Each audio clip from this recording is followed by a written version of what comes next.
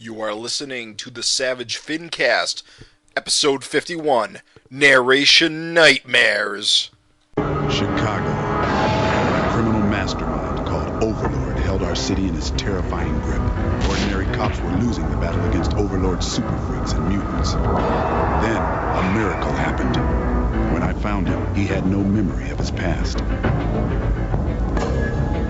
I helped him find an identity and a life.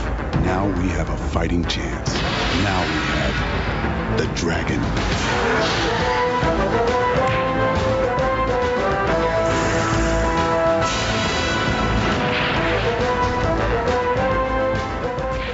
This is the Savage FIncast, the show that's pretty sure the world is round. My name is Jim Purcell. I'm Raven Perez. I'm Zach Hawkins. Oh, hey, Zach. Nice to hear from you again. You brought me out the closet from hibernation. Some of you may remember up like 2 years ago now, I had Zach on as a very special episode of the FIncast where someone who had never read Savage Dragon read some Savage Dragon. And his impressions were apparently pretty good because now he's an expert. Quote unquote expert. 150 issues later, yeah. Hey, that's pretty healthy chunk of Savage Dragon to be knowledgeable about. Yeah, it is. I've still got like the last 2-3 major storylines to catch up on, which I think is Emperor Dragon, an invasion, and the new Overlord thing. But other than that, no, it's all been great. Savage Dragon is like one of the best comics I'm reading right now. It's awesome. You came in about like around the 190s, right? No, much later than that. It was 203, I think. Okay. I jumped on. So literally just after the Free Comic Book Day issue. Okay, because that's right. We had you on because of the Free Comic Book Day issue. Mm-hmm. See, it kind of reminds me of when I first started reading Dragon. I read the most current issue at the time, which was like 91, and I immediately started catching up on everything that I could. It must have been a lot tougher having to dig up 150 issues than my Paul's 390. Not really, because you would obviously have had to pick up either the single trade, colour trade paperbacks or the single issues. These archives, which collect like 25 issues, have been a godsend because it means that you've just got a great big chunk which collects a whole 2 years worth. And it's awesome because it means you can just power through it. In a year, I've gone through 150 issues, and the only reason it's slowed down is because they're still being released. Right. So that's a big help. Oh, that's awesome. I'm so envious.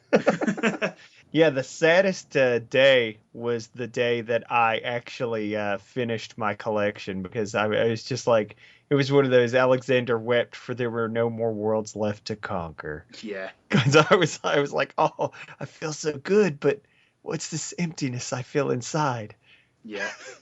Well, I originally wanted to go for the colour trades because, you know, I prefer colour over black and white. Of course.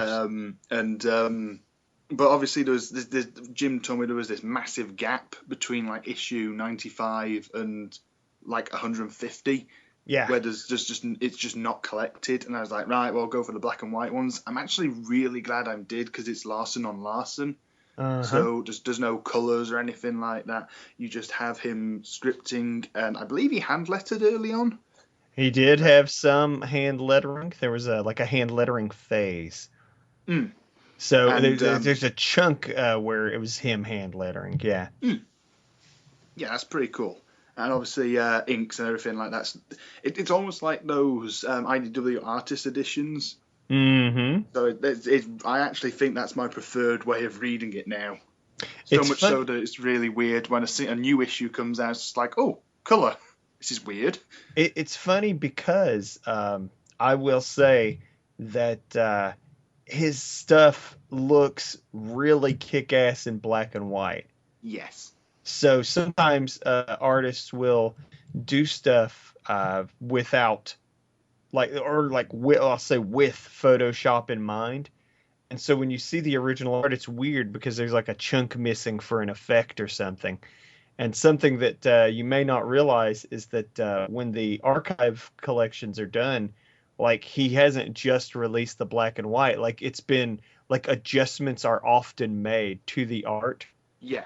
so that it will work like better in black and white. So yeah, it's like you're getting like this optimized for black and white edition. It's cool. You're getting the director's cut. Yeah, it's really good. No, they're really good. I'm really glad I've been picking them up. It just kind of makes me really want all the rest of the highbrow stuff in this format. You know what? The sad thing is it's just like he's just one man. So it's like everybody's always chomping at the bit to get like, oh, do this, do that. And it's just like progress is just, it's mad. His schedule is completely bonkers because he's always going to conventions. He's doing 2 books simultaneously. And so it's like at the same time, there's supposed to be all the collecting because everything, it's the life of the independent comic artist, because you don't just have someone you can hand this job off to. Like it's on you to also be in charge of doing your own collections and stuff.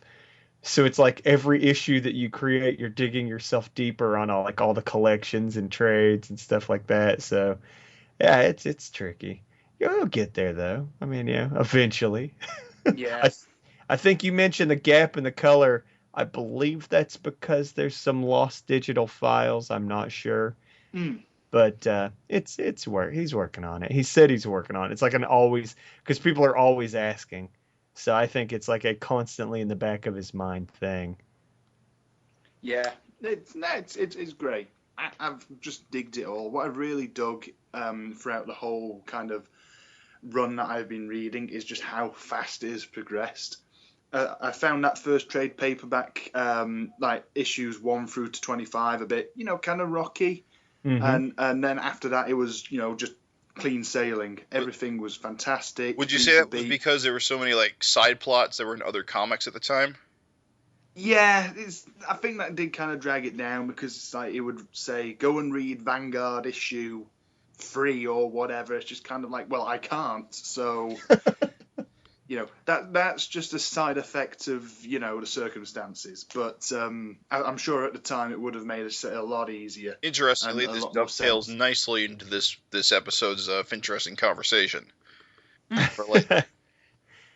Oh yeah. We'll definitely tie that in.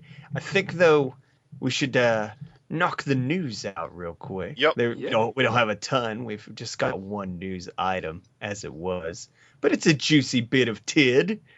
Jim, you want to take that news item away? So apparently, Joe Keating, who Savage Dragon fans will know from his run as he was the mastermind of Savage Dragon Funnies. I mean, was it Savage Dragon Funnies? No, Twisted Savage Dragon Funnies. No, that was what, or was he? I thought that was Michel Fife. Oh, well, I know Keating wrote that last one. Okay, I could be wrong. I probably wrong. I just could have swore that was. I'm no expert. You're probably right, actually. But his Image comic Shutter will be hitting issue 25, and the solicitation announced that it will be featuring a plethora of Image Comics characters, including the Savage Dragon, Spawn, Invincible, Witchblade, Glory, and Shadowhawk, possibly others. Ooh, I love Joe Keating's Glory. Yeah, so it'll probably be his Glory. Yeah. Oh, did he write the Glory reboot? Yeah, the one with Sophie Campbell, at the time Ross Campbell. I want to read that because that looks really good. Oh, it is. It is very good. Yeah, it actually got to properly end, too. It did? Oh, okay. Cool. Well, that's better than others. It didn't pinch off. I was sad that it ended because there could have definitely been more. Right. But it wasn't like it was like you were reading and then just one day it's canceled. They did get to wrap it up. To be fair, only Supreme kind of ended up that way. Because there were only 3 of them, Glory, Supreme, and Prophet, and Prophet's still going. And I Hear is still good, but I'm just not reading it. Yeah. Joe Keating, Yeah. little fun fact, Eric confirmed on Facebook that Joe Keating is Jughead of Shakes. Really? Yeah. So, because that was a character that existed. Yeah. It was funny as I'm always rooting for Jughead of Shakes to return, and I didn't realize he was just a joke on Joe Keating. I was like, oh, okay, all right. So he's probably not ever coming back as a character, but still, that's hilarious. So it's kind of nice for him to have a series reach issue 25. I know some of his other series haven't gone on as long. Shudder is supposedly super fucking amazing. And my boy Owen, I know I'm going to say your name wrong, Owen. I'm so sorry. But Owen Gianni is part of that. And he's like, I think artist or colorist or both or whatever. But like, he told me, he's like, yeah. It was funny because I was like, Owen, I didn't know that you were like doing Shudder, or I would have been buying it all this time. And he's like, yeah, we've been doing it for 2 years now. And I felt like such an asshole. Dude, he is like sick, like one of the sickest artists. I read like the first 3 issues, and I don't know why I stopped. I think my Polish was getting a bit unwieldy at the time. I remember its premise was pretty good. I got to go back and reread it. It's getting praise all over the place. I probably got the first trade in a Humble Bundle at some point. So, is this like the first indication that Shudder is part of the loose Image superhero verse thing? The Shudder universe is like this big sprawling magic world where like anything happens. So I wouldn't be surprised if superheroes exist in some capacity, or maybe it's just an imaginary story because I think it's was solicited as just a backup. I will say that Joe clearly does have a fondness for that Image universe idea. Yeah. Because Glory kind of sold that idea too, of like all the heroes, interacting with each other and stuff. Yep. So I would say probably yes. It's safe to say that. Well, didn't Glory feature Super Patriot and Supreme a little bit? Oh yeah, absolutely. Because Supreme is very closely tied. They're both Rob Liefeld characters. Yeah. But the Super Patriot tied in too because Supreme and Glory are both old characters. Right, they're all World War II era. Right, and so Super Patriot obviously timeline-wise fits right in there with that. So yeah, they were all 3 very integral in that. It's cool. I like it. I love it to death. Anytime you can get that, like, everybody's always like poo-poos on the Image superhero universe, but like if you pay attention, it's still very much there. It's just you don't see it all the time. Well, we were talking about that last episode with the really only Dragon and Invincible now, and Invincible's going to be gone. Yeah. Well, and Spawn, I guess. Yeah. Yeah.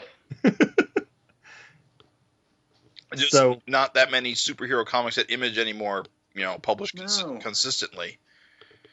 But the way it works, though, is that just creates opportunity. Like if you have a really kick-ass superhero idea, which in this market it would have to be something amazing.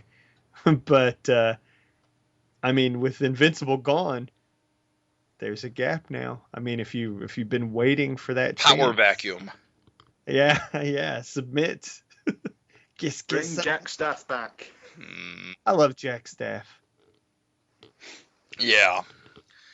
Only one of the best comics of all time, yeah. So should we move along to FINteresting Conversations? Well, there's that one more news item, which isn't so much a news item, so much as a Raven General's General Raven's warning. Oh yeah, that's right. Oh yeah, just a little PSA for you good folks out there in listener land. If you're a spoiler-sensitive soul, it might behest you to avoid solicitation text for Savage Dragon 220 if you want to avoid spoilers entirely. It was strangely more detailed than typical Erik. It sure was. Normally the solicitations are like a fight for all times. Malcolm punch dude. That's it. But you suppose it's a red herring? It could very well be. Unfortunately, we can't speculate without giving it away. Yeah. I will say that it was in previews already. So if you've missed that like copy of previews, then you're kind of clear sailing. You don't have to go look it up. Yeah, we'll find out next year. If you do look it up and you're sad, we'll just say that don't get sad because there's some alternate thoughts. So that's all we'll say is that like what you mean, it's not necessarily cut and dry. It could go a couple different ways. So don't weep if at first you read it and you're like, oh my God. Because when I read it, I was like spit take. I was like, because like you said, normally they don't mean anything. Normally you read the solicitation and it's just like, I thought it was going to be like Angel fights for her life or just something like that. Is that the one with her on the cover? Yeah. Okay. Yeah. It's a really good cover. And that's the weird one because that looks like other Angel, not our Angel. You're not wrong. Her hairstyle definitely struck me more as other Angel. We'll see. Well, and what's funny is with this series, you don't know if it's just it's just a fun little quirk, just to keep mess with you, or if it means something more. Yeah. You never know. He's always fucking with you. All right, moving right along, we're going to go into our FINteresting Conversation where you, the listener, can write in with your questions to pose to us, the hosts of Savage FIncast, and we will try to answer it in as rambling a fashion as we do. Our latest letter comes from Ray Cummings. He says, "Hey guys, thanks for the latest podcast. The wait has been long, but ultimately it was worth it. Here's a FINteresting Conversation topic for you guys that I've been thinking about for a while now. Do you ever miss the days when Savage Dragon was super unwieldy in terms of continuity and storylines? Is that something you hope the series would return to at some point? Personally, there's been some relief in a relative linear, straightforward, new reader-friendly version of the comic, but sometimes I long for the batshit anarchy of old. Take care." Well, right off the bat, I gotta say, I do think the series takes itself a little bit too safe right now. It doesn't like drop things like what's a good example? Like Wild Star's Future Vision, right? Like, yeah, and then not answer it for 10, 15 years. Right. Oh, yeah, that was one of my. I've still got to see the. That's right. You haven't even got the conclusion yet. Yeah. That was one of my most favorite long bombs in the history of Savage Dragon. And then this isn't spoiling a single thing, just to say, because the time means nothing to you now, Zach. But no, I knew exactly who that was in the suit. Well, that's the thing. Is that was it Malcolm? Was it someone else? Yeah. At the time, it was like you didn't know what the hell you were looking at. Because Malcolm hadn't been born yet, right? Or he was just being born? No. I think it was like the next issue, Dragon went to hell, and then there was like a year time skip. Right. So, yeah, Malcolm hadn't even been born by that point. It was the mother of all long bombs. It was like a 15-year long bomb. Yeah, it was nuts. You gotta wonder what his actual plan was, because it feels like he left that open ended, like on purpose, without really having an explanation. And then forgot about it. I very much doubt he hadn't come up with Emperor Dragon's plotline by that point. And that would be incredible future planning. Well, he said before that the writing is impromptu. It's improv. I mean, you have big plans, but to try and plan years ahead creatively, it's not rewarding. It's much more rewarding to the reader than the writer. Well, it's more rewarding for everyone, the writer and the reader, if you have a bit of element of surprise as you go along. Yeah. If you are too scripted and you're working with no surprises, and it becomes, instead of a rewarding feeling, it becomes a slog because you're just trying to finish. Yeah. So if you have spontaneity and surprises even for your own self, then that's much more creatively rewarding. The best way that I can put it is to be like a painter. Like a painter knows in his head basically what he's trying to paint. Like he has the skills to execute it, but it's impossible for him to know every fine brushstroke. So even though you got the big picture in your mind, the rough sketch, the fine details you don't know until the end. So yeah, is that like the curse of the artist? It's just more rewarding that way. It's just. Oh, that's right. You're one of those weirdo artists that is satisfied with his work. Well, I just find it more rewarding. I don't work the way he does. He actually detailed his process on Facebook, and he is even way more loose than me, which we said sort of it ties into what Raymond was saying. Maybe we don't know, but I mean, I think there's maybe something to it. Like he said, the way he's working now is kind of like a Marvel method, where like he will just plot, like he'll just draw the issue with like no dialogue in mind. Well, he said he's not even like plotting it anymore. He's just writing it one page at a time. Is what I think I heard. I read. He isn't even writing anything down at this point. Well, that's how I work. And I mean, it's like, the thing is that nobody has big enough balls to like not know where they're going. Right.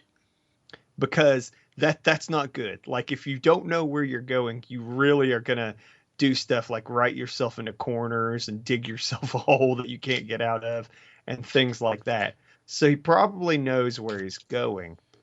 But even when you go page to page, it's much more rewarding because there's still room for improv and surprises and thing. It's more fun. Like even you as a creator don't know how it's going to shake out until the end. Right. And that's much more fun to me. I know there are other creators. I got a couple friends actually. My buddy, he wrote he sat down, he wrote the entire 3 years worth of his comic. And now he's just spent the last, 2 years executing it. I could see how that'd be slightly boring on the part of the writer. For me, it's boring. Since you've already written it, then now it's just rote work. Now it's just doing the work. Exactly. That's the best way to say it, is that it's not rewarding because at that point you've turned it into just work.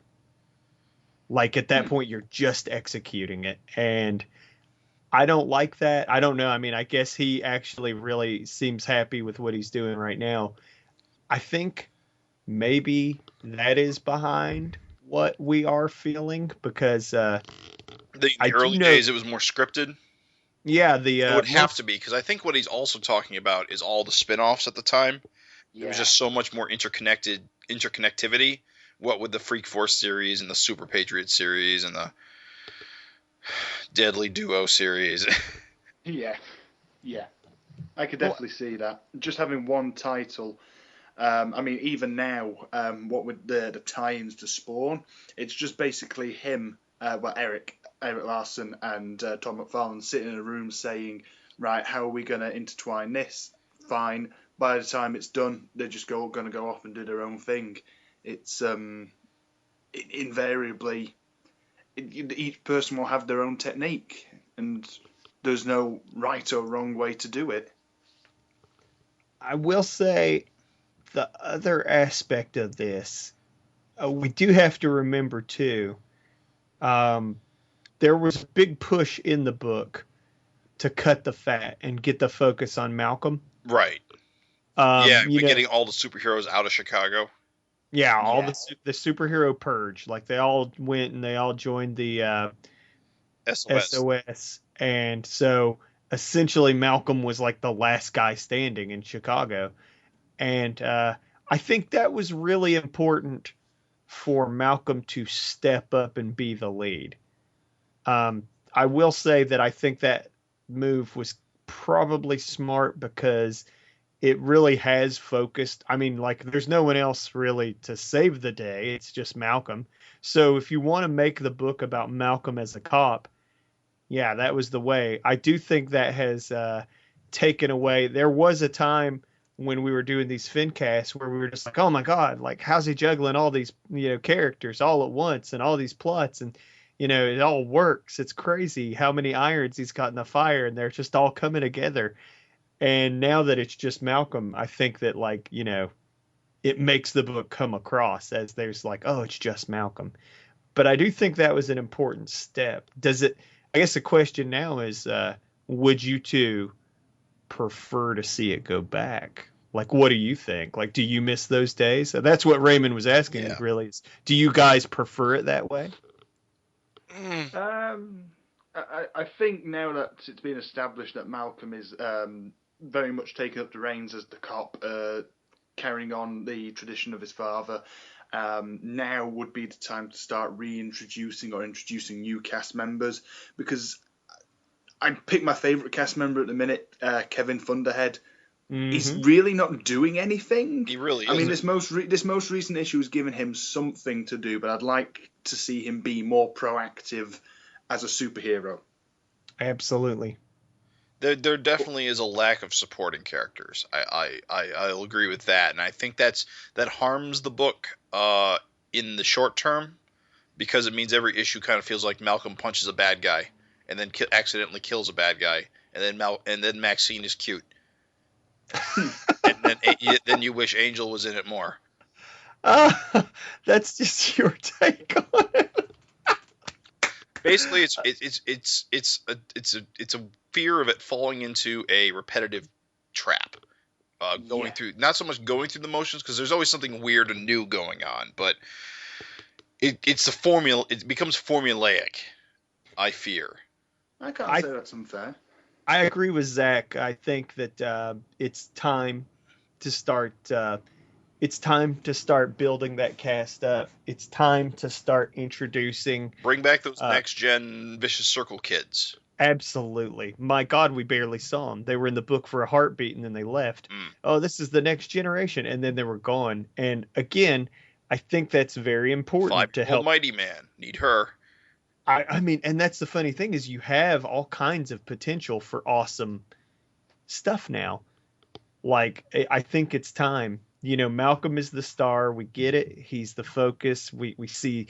And I think it was important to focus on him and the babies and Maxine. That stuff has been great. I do think it's time to start beefing up that supporting cast. Make some memorable villains. That's something that's certainly lacking. I mean, Dragon killed guys, but he didn't go through his entire rogue gallery in an issue. Yeah. I mean, so far the only rogue that Malcolm has is Dart. I would say Dart, and you could arguably say there is the recurring presence of the mutants that are coming from the guy that sat in the chair. Well, the guy who gave Brenda Funk her power, the ancient one or whatever. What's his name? Actually, he does have a name in the latest issue, so let me go look it up. So that is who they're referring to. Yeah. Okay. Essentially, we're on the same page. We get that. So essentially, two, and that's the thing. It's I think Malcolm's been the lead for what, a year now. Definitely. Yeah, so that for a while. I will say that I've been thinking, as I read the book, I'm just Larsen, or not Larsen, what the hell am I saying here? When you talk about Original Dragon, Original Dragon came out of the gate with all these iconic dudes like Overlord and Cutthroat and Killraiser and Mako, and it's just boom, bam, boom, just you had all these kick-ass iconic Savage Dragon villains, just boom right there, they debuted right alongside Dragon. And so you're right, Dart is pretty much his heavy, and Dart's been awesome. I don't not like this Dart stuff. It's been fantastic, because she's just been crazier and crazier and crazier. It's really been escalating. But yeah, man, I'm ready. I'm ready for that Rogues Gallery to start beefing up. I mean, Ant's a good start. I think it'll get there. I think it's time. Ant could become his vanguard or something. Oh, I'd love that. Just turns up. I'd love that. That would be awesome. I hope, you know what? Masterstroke, Jim. I hope that's the role Ant fills for the Malcolm era. That would be awesome, man. I don't know why I hadn't even thought of her in that capacity, but you're blowing my mind. That's exactly the role she should fill. She should be Malcolm's vanguard. Yeah. His sexy, sexy vanguard. Where is Vanguard now, anyway? Oh, he's not cropped up at all since I've been reading. There was a series of backups, and he's currently off cruising in outer space. All right. He'll be back. Again, he kind of suffered the house cleaning fate. Okay. There was a lot of house cleaning for a lot of issues where the book just trimmed up big time. And again, I think it needed to shuffle along. That's not saying I never want to see Vanguard back, but I think for like the sake of putting the focus on a new era, it was good to sort of write him off. But I mean, hell, even if you want to, push Vanguard in new directions and stuff, that's cool with me too. Yeah, I think there are one or two cast members that do need to, kind of be maintained as steadies. Like you'll never kill off Super Patriot, I was going to say Rex, but I forgot. Yeah, Rex. I think Rex is actually a pretty good example of a character who is, kind of like you assume they have, invincibility. They are, they have side character armor. Not so, very much dead. We are kind of at the point now. It's kind of like let's bring in some new supporting characters. But other than that, I'm happy to go with the flow. Yeah, I think I would like to see it. I've been okay with this whole pace of Malcolm and just beating up, and I do think there's been good stuff out of it. I think I'll agree that the book is at its best. Somebody said on the message boards that this book was at its best when it's just juggling a ton of plots like it's nothing. And I think I'll agree that Savage Dragon is at its best when it's juggling like lots of characters and lots of plots like effortlessly. Like you're flipping the page and you're just getting, oh, here's what's going on with this guy. Flip the page. Oh, now this is what's going on with this guy. And you're like, oh my God, it's blowing my mind. So yeah. All right, I think finally found his name. Okay. It's Alzania Stone. Sounds like a good enough villain. He had another name too, though. Weren't people calling him the Ancient One too? Yeah, briefly, something like that. I call him Brenda Funk's Power Daddy. Give me powers, Daddy. You got it, baby. That's not how that went at all. I don't recall. No, pretty sure it wasn't. Well, that's a good question, Raymond. Thank you so much. I want to say Raymond is awesome. I love when I recognize FIncast listeners' names because Raymond missed us during that huge interlude. So I am thankful to all the listeners. I love that we're actually starting to get recurring names like Sotiris Gravis and Raymond Cummings and all this good stuff. So yeah, send us your t-shirt preference. There's a choice between magical Maxine, magical sailor girl Maxine, and of course you could do Thunderhead as well. And I need your t-shirt preference, the color that you want, and the t-shirt size. So email us that information and I will get your shirt on its way. So, we should probably talk a bit about Spawn, if only because now that we're into the crossover pretty thick, we can't really talk about Dragon without talking about the Spawn issues in question. So, real quick, we're going to go over Spawn 263, 264. We won't spend a lot of time on them, because time is short, but we should probably talk about them a bit. Well, chronologically, wouldn't we go 263, 264, 265? Yeah. And then we'll do 216, and then we'll do Spawn 266 to cap it off. That sounds about right. This is a beast. I'm just saying you guys are in for such a treat because we have I don't think we've ever done 5 issues. It's a lot of comics that we're behind on. There is a lot, yeah. in a I FIncast. think 263 and 264 could be summed up pretty quick as Spawn doesn't have powers anymore. Those are we're That's kind of basically blessed. it. Yeah, we're kind of blessed because those are kind of easy. Those are our cheat.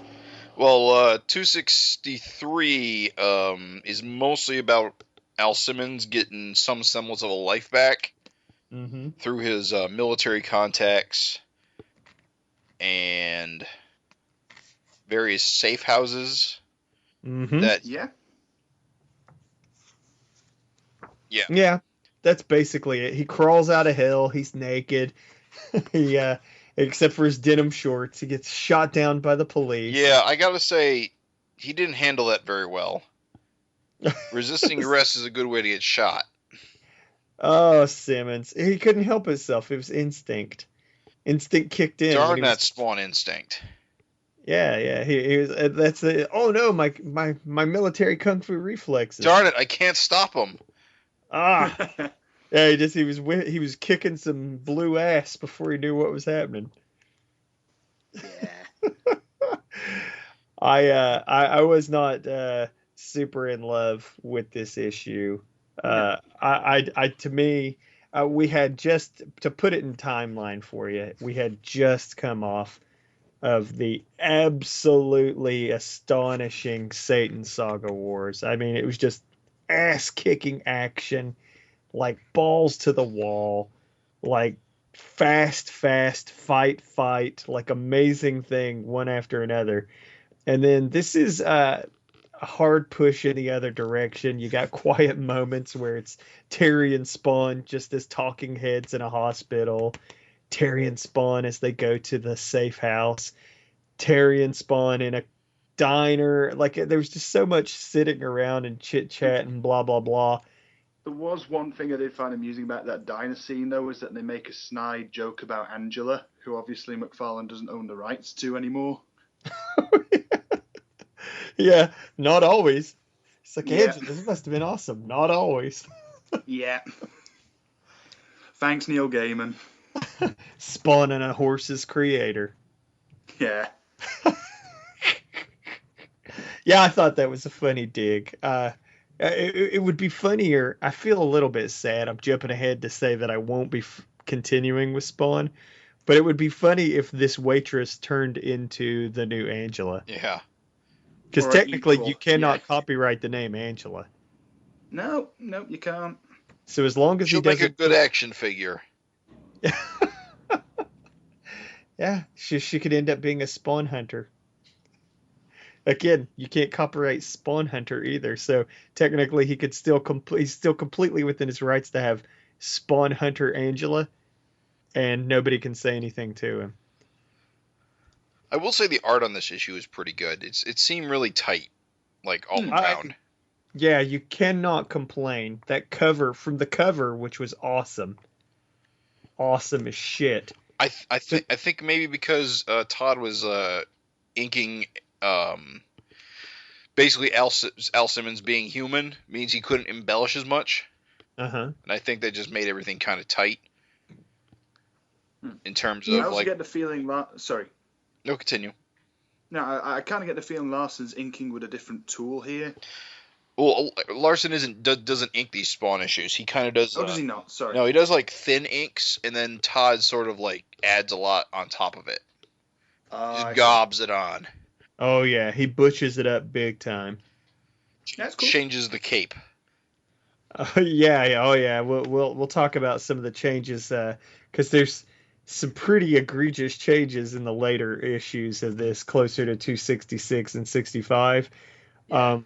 But this, what you cannot go wrong with, and what I was super like duper in love with, it's just so short, man. It's such a tiny little chunk. But just Al Simmons' dream, where he's beating up these weirdos. Was it just a dream? I guess it would have to be. It was just a vision. It was he a says vision. He's like, yeah, just sort of a vision of where he will be. Yeah, he says, I don't know how to explain it. I had a bizarre dream. So he just basically has like, this is like him dreaming about being Spawn and kicking ass on freaks. And I guess that explains why he's in like his full Spawn outfit at that point, compared to what happens next. Yeah. But I mean, I'm just saying, just the sequence was just absolute gold. Like, I was like, okay, at least I got this much. Yeah. So for me, I mean, I get it. It's kind of a unfortunate thing. It's one of those things where it's like you follow up a super action-packed arc. You can't always have all action. You have to have stories. And for what it's worth, I will say that I think this setup was desperately what Spawn has needed. Okay. Desperately. Spawn has needed to be more street level and relatable and get away from all the heaven, hell, angel stuff for so long. So to make it, like, I'm not complaining about this setup at all. Like, to make it to where it's like, okay, no more heaven, no more hell, but now that both of those gates are closed, there's stuff that's out there. Right. Trapped. And it's up to desperate. me. Yeah, it's up to me, Al Simmons, to clean it up. And I think that that's an awesome setup. So it's probably actually more interesting than even the original Heaven Hell War premise, because it kind of gives you, like, we talked about how the whole Heaven Hell thing felt like it was just never going to end, and it was just always like, oh, Spawn issue 1 is the same as Spawn issue 259. Like, it's still him fighting in hell and still heaven, and it's still the same thing. Yep. Like, with this idea of both the gates for heaven and hell closed, and Al Simmons is like the guy who is going to like clean it up. That's an awesome concept, because that gives the readers hope that you could see some kind of resolution. Or even if you don't see a resolution, at least it's not going to be the same shit for all time. You know what I mean? Right. So I super love the setup, even though I didn't super love the execution. To me, and it's funny because it became apparent as this whole stretch of 4 issues went on past the Satan Saga War, this was a bit of a slog for narration and dialogue. Well, you got to wonder now, every time you see a inner thought caption box, if that's Todd. I agree. Yeah, I believe that it was overly narration, because I'm pretty sure, we know from years of reading Savage Dragon, Larsen's thing is not little narration boxes everywhere talking about what you're seeing. Yeah, talking about what you're seeing. And that's a beautiful segue to 264. Oh, yeah. Because tell. My God, is there so much narration boxes describing what you're seeing in this issue. And that, for me, it was really a bummer, because I was really super on board with the visuals and the action in this issue. But those narration boxes, oh my God. There's too many of them.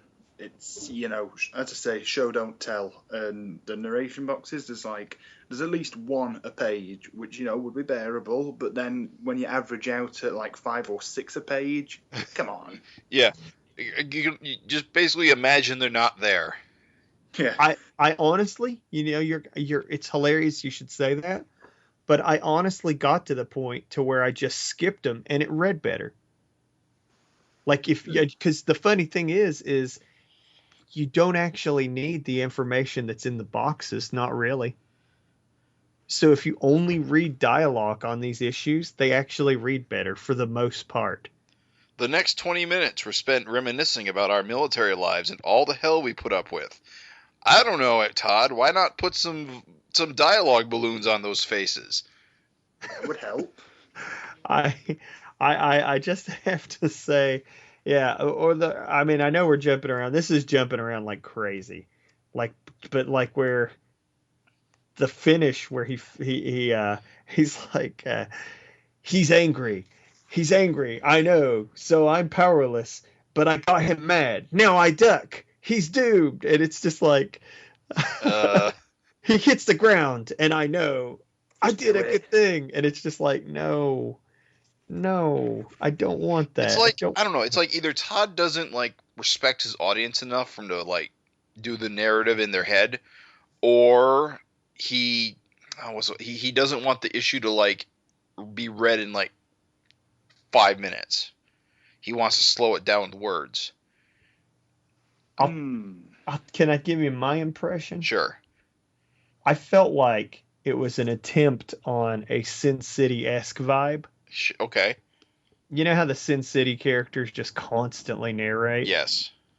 I felt like it was an attempt on a Sin City-esque vibe. And I'll even go so far as to say, give the devil his due. Not all of these narration boxes are worthless. No.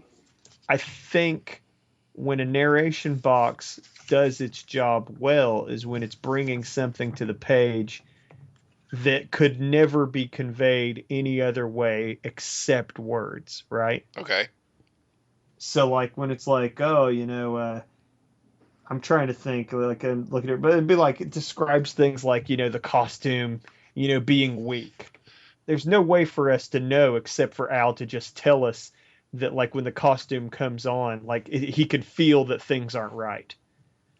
So for me, that's okay. That's a good use of narration because, like, he's like, things look great. The costume looks awesome, but, I feel it's not right. That's okay. Does it, though, Raven? Does it look awesome? Well... Because I gotta say, the tooled up look, not working for me. You didn't like Ninja Spawn? Oh no, Ninja Spawn with karate chop action. Now, gotta sell those action figures. I didn't hate it the way you did. I remember. I turned the page to it. I said, "Who is that guy?" Where did he get a custom belt with a skull on it? Do you guys like just have a shop that sells things like that in America? Because we can't get that stuff in the UK. That's just weird. The old skull belt shop. It's the old skull belt. You don't have one on every corner? No. They're all their corner stores are Bangers and Mash. Yes, I'm not even going to deny that. That's true. Not a word of a lie. I think what's weird about him is that he doesn't have a cape. I think that's what's screwing me up. I'm used to him having that ridiculous cape instead of ridiculous belts. I'm just a little less weirded out by it, only because I think there even was a Commando Spawn at one point. I think they're literally, like, I remember there was a toy called Commando Spawn. Spawn? I believe. So you're saying that Al wasn't wearing anything under the suit? Oh, going Commando Spawn? Yeah. Freeballing Spawn? Probably. I would assume he's naked under This there. wasn't the issue that Eric talked about that Todd completely changed the Spawn design, was it? I believe it was, yes. If you will notice, Spawn is on the cover as full costume Spawn. Right. And then you get to the interiors, and we got Ninja Spawn. Sure enough, you've got Commando Spawn. So this collaboration was weird. It was weird as shit. There were, like Eric himself said, he didn't know what the finished result was going to be until he got the pages, until he got the issue, like everyone else. So, yeah, I do believe that Commando Spawn was heavily modified. I don't know. I still like the art. Yeah, definitely. I still love the art. You want to talk about a cool-looking villain, Decay? Decay was awesome. I was actually kind of hoping he'd survive this issue so we could just see more of him. Me too. No. I do like Decay. I liked that ugly-ass kid. The kid that's like talking to Al. Oh, yeah. Yeah, the one with the bolt on his shirt. Yeah. Just misshapen torso. I don't think he's actually a kid. Yeah, he's got the little goatee. But he looks like a kid. Like his misshapen weird body. I like anytime, jump a page back, anytime you can see those big ass like Savage Dragon guns, like where Oh it's yeah. basically just a big cylinder. Yeah. I'm always on board with that. You couldn't use them as a gun. You could use them to pistol whip someone and, break their neck. But so big you'd cave their fucking head in. But Commando Spawn with no, katana. art-wise, this issue was awesome. I just don't feel the text boxes help a lot because it just drags the fight scene there. And I think this is particularly interesting as like a parallel to Dragon.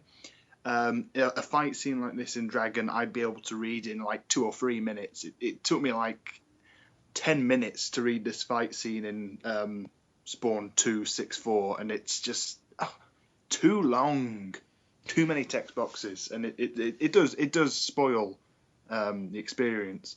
It kills the pacing. Kills the pace, definitely. When like I said, if you want the most egregious use of narration boxes, it's during that fight scene. Like I'm looking at them right now. My sword melted away like paper in a fire. No shit, we just saw that. No, Unnecessary. Captain Obvious. And then it's like, oh, I shot for his chest, but the mouth, this weird messed up jaws seem to swallow the bullets. It's like, no, we get it. You don't have to show that. And then up, like the shot of the grappling hook, and it's like up, and it's like, no. No, clearly it's going down. We don't need it. We just don't need it. Like, it's okay. It's fine. I mean, I get what's funny is, I don't know. I think you guys said that you weren't heavy Spawn readers. I wasn't either.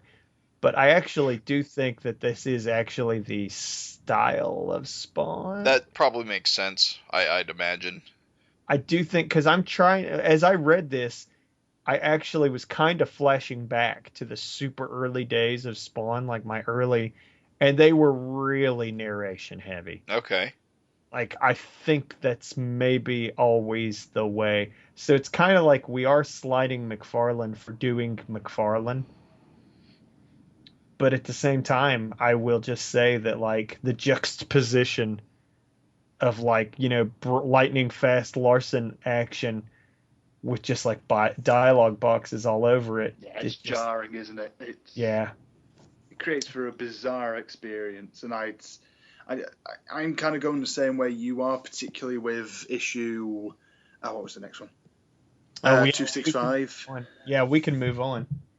But no, what I was saying was issue 265 is that opening sequence is we could have cut out half of those text boxes, and it would have worked out just as well.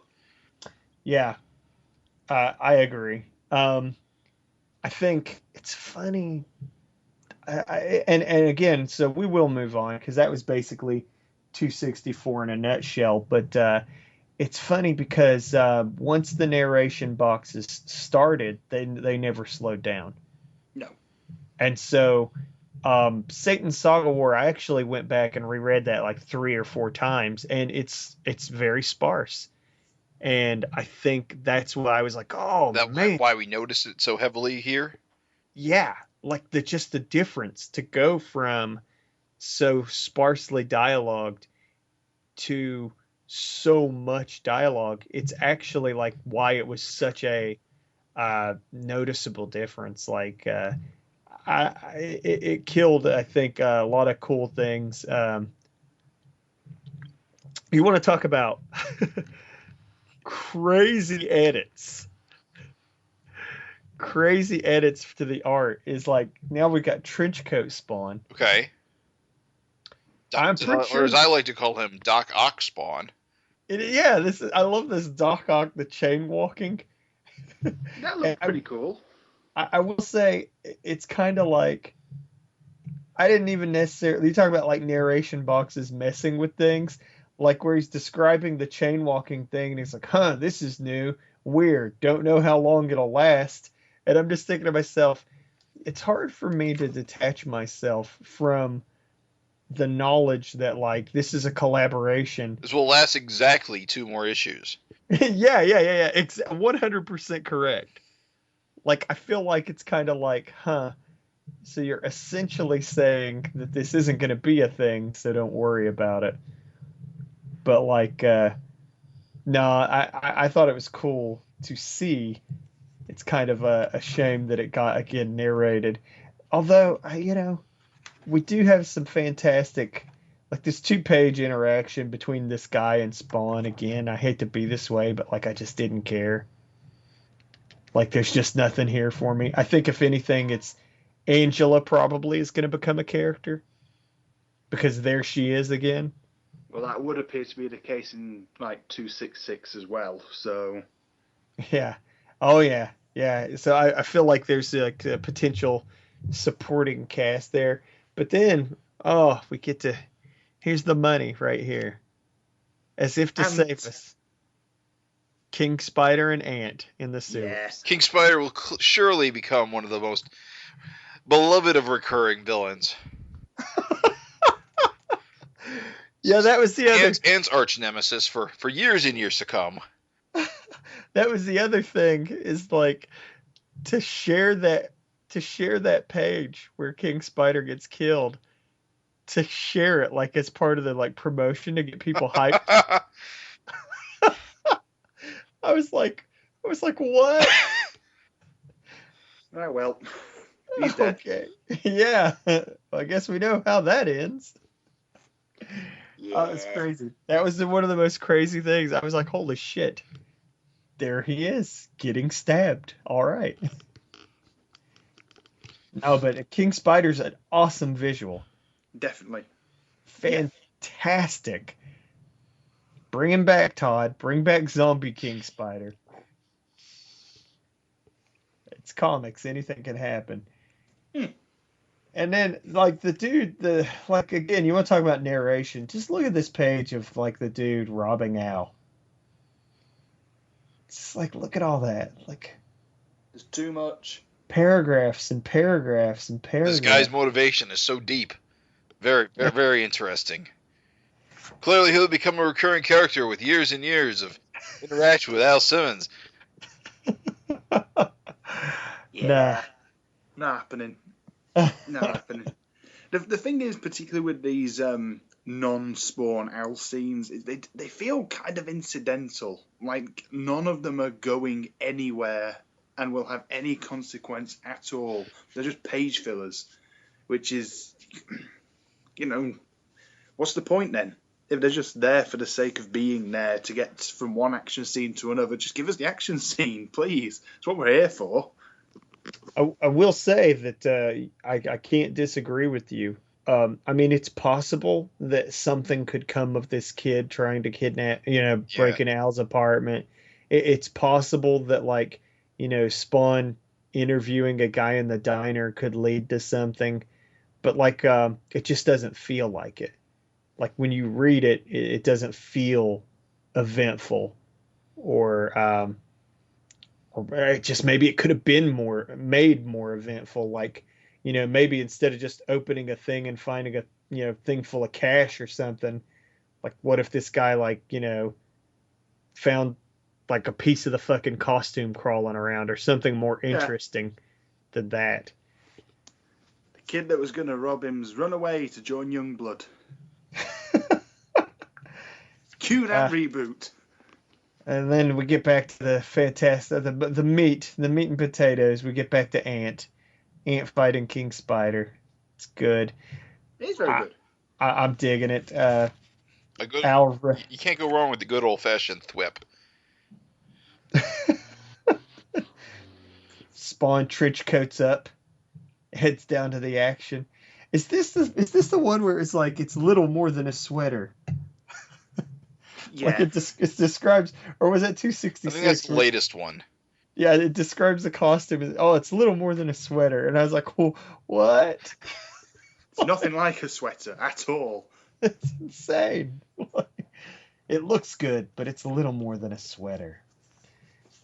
No, it's good. All the action, as soon as the action comes, I'm totally back on track. I agree with you. Like, all the Al Simmons bits in this issue, completely unnecessary.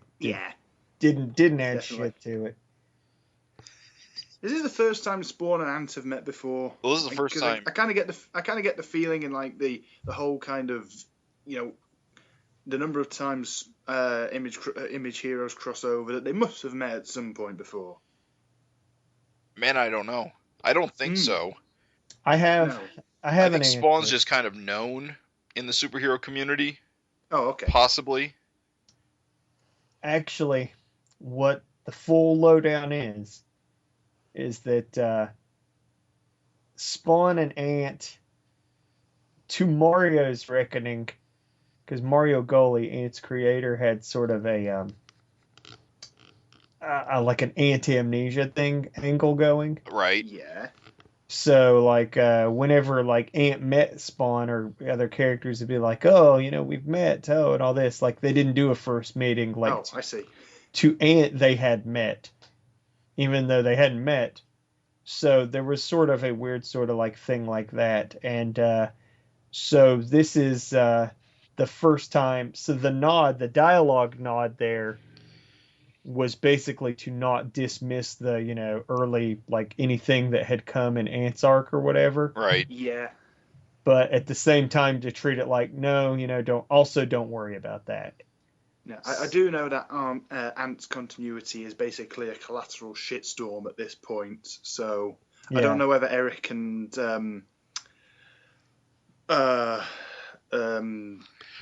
sorry, gone blank.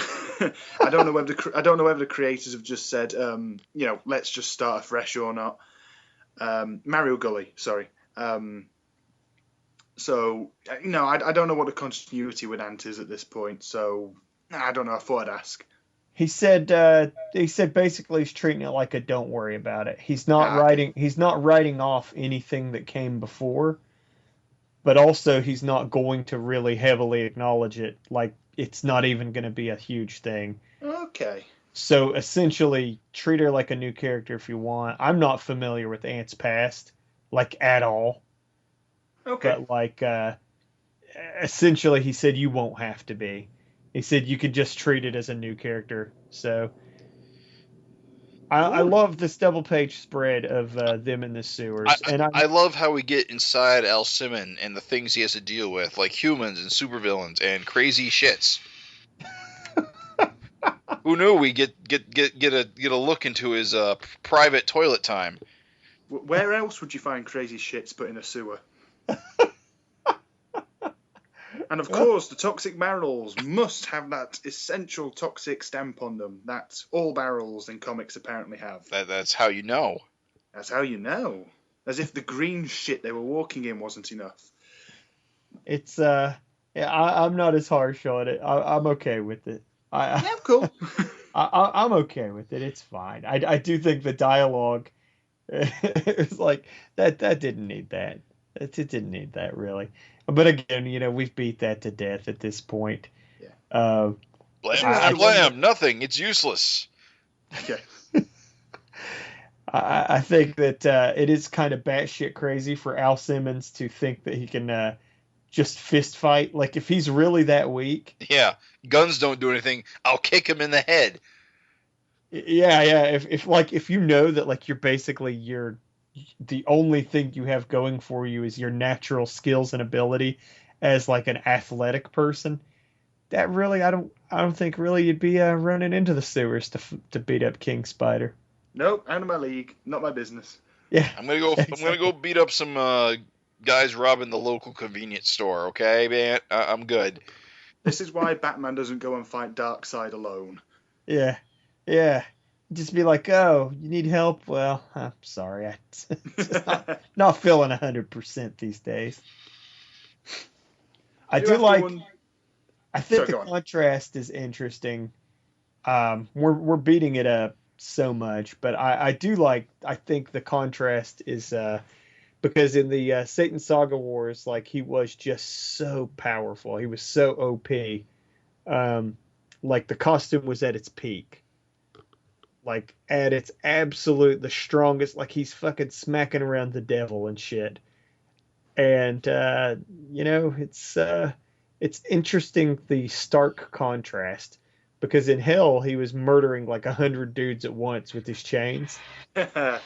And here he can't even choke King Spider with his chains. Like, So I like the contrast. I'm actually. No, I do. I do like how he has been depowered, so now it is a case of, oh, I've got to use my brains. It's just the only problem is Al's clearly not very smart. First I shoot it, then I cut it, and then I kick it. I like the setup, at least, I'll say. Because again, this whole thing was intended to be a fresh start to bring on to bring on fans to Spawn new.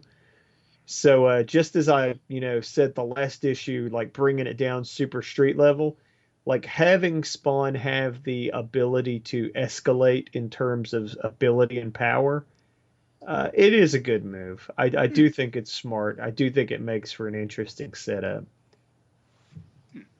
I do have to wonder who Ant's referring to, though, when she says she's got more help on the way. Because obviously, this, I presume, is before Savage Dragon 216, so she's not met Malcolm yet.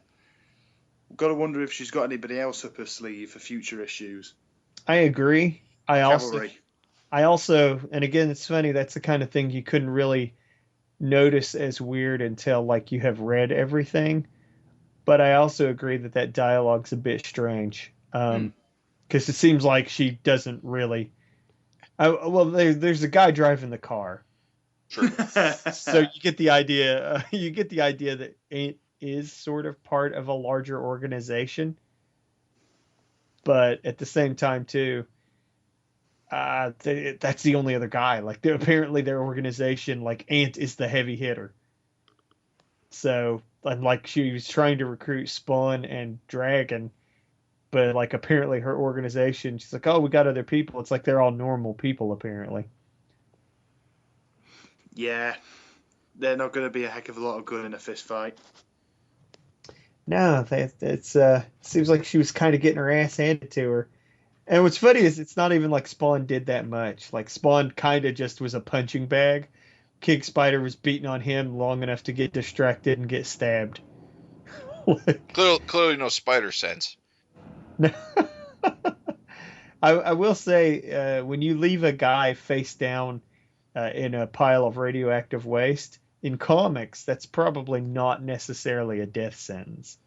No. Comes back as Super King Spider. Yeah, he could easily be back. Bitten by a radioactive sewer. So, yeah, that was that. That's kind of why we thought that we could blast through these issues. There's just not too awful much to them. So, moving along, I guess, are we ready for 216? Let's do it. Yeah. Ooh, so much better. Oh, feels good to be home. No, no black dial, no black caption boxes. I know. Such a quick read. So much better. I can't tell what's going on. Quick, someone help. Somebody's died. Who was it? Somebody's dead. I'm standing in the graveyard. I feel rain on my face. It's so cloudy because of the rain. Damn, my sister's hot. Oh, no, not that shit again. No, they confirmed. So, jumping in both feet, they confirmed that the last page, splut, just the red with a little bit of blot of ink on it, was actually Barry exploding. So, and not the first time Barry's exploded in Dart's mouth, but oh, that's good. I'm sorry. No, I love it. Yeah. So that's that. I assume that I know, Jim. Didn't you say you had a problem with that? With what? With Barry exploding later? My problem was that because of you, it's already been established that if you don't want to explode, you got to pump yourself full of freak out. So the only explanation is that Barry ran away from Lorella. I'll tell you why they wouldn't have pumped him out of freak out. That's why I brought it up. I set you up. He should have put so much freak out at him he turned white. No. The reason why you wouldn't pump him full of freak out right away, right? Right.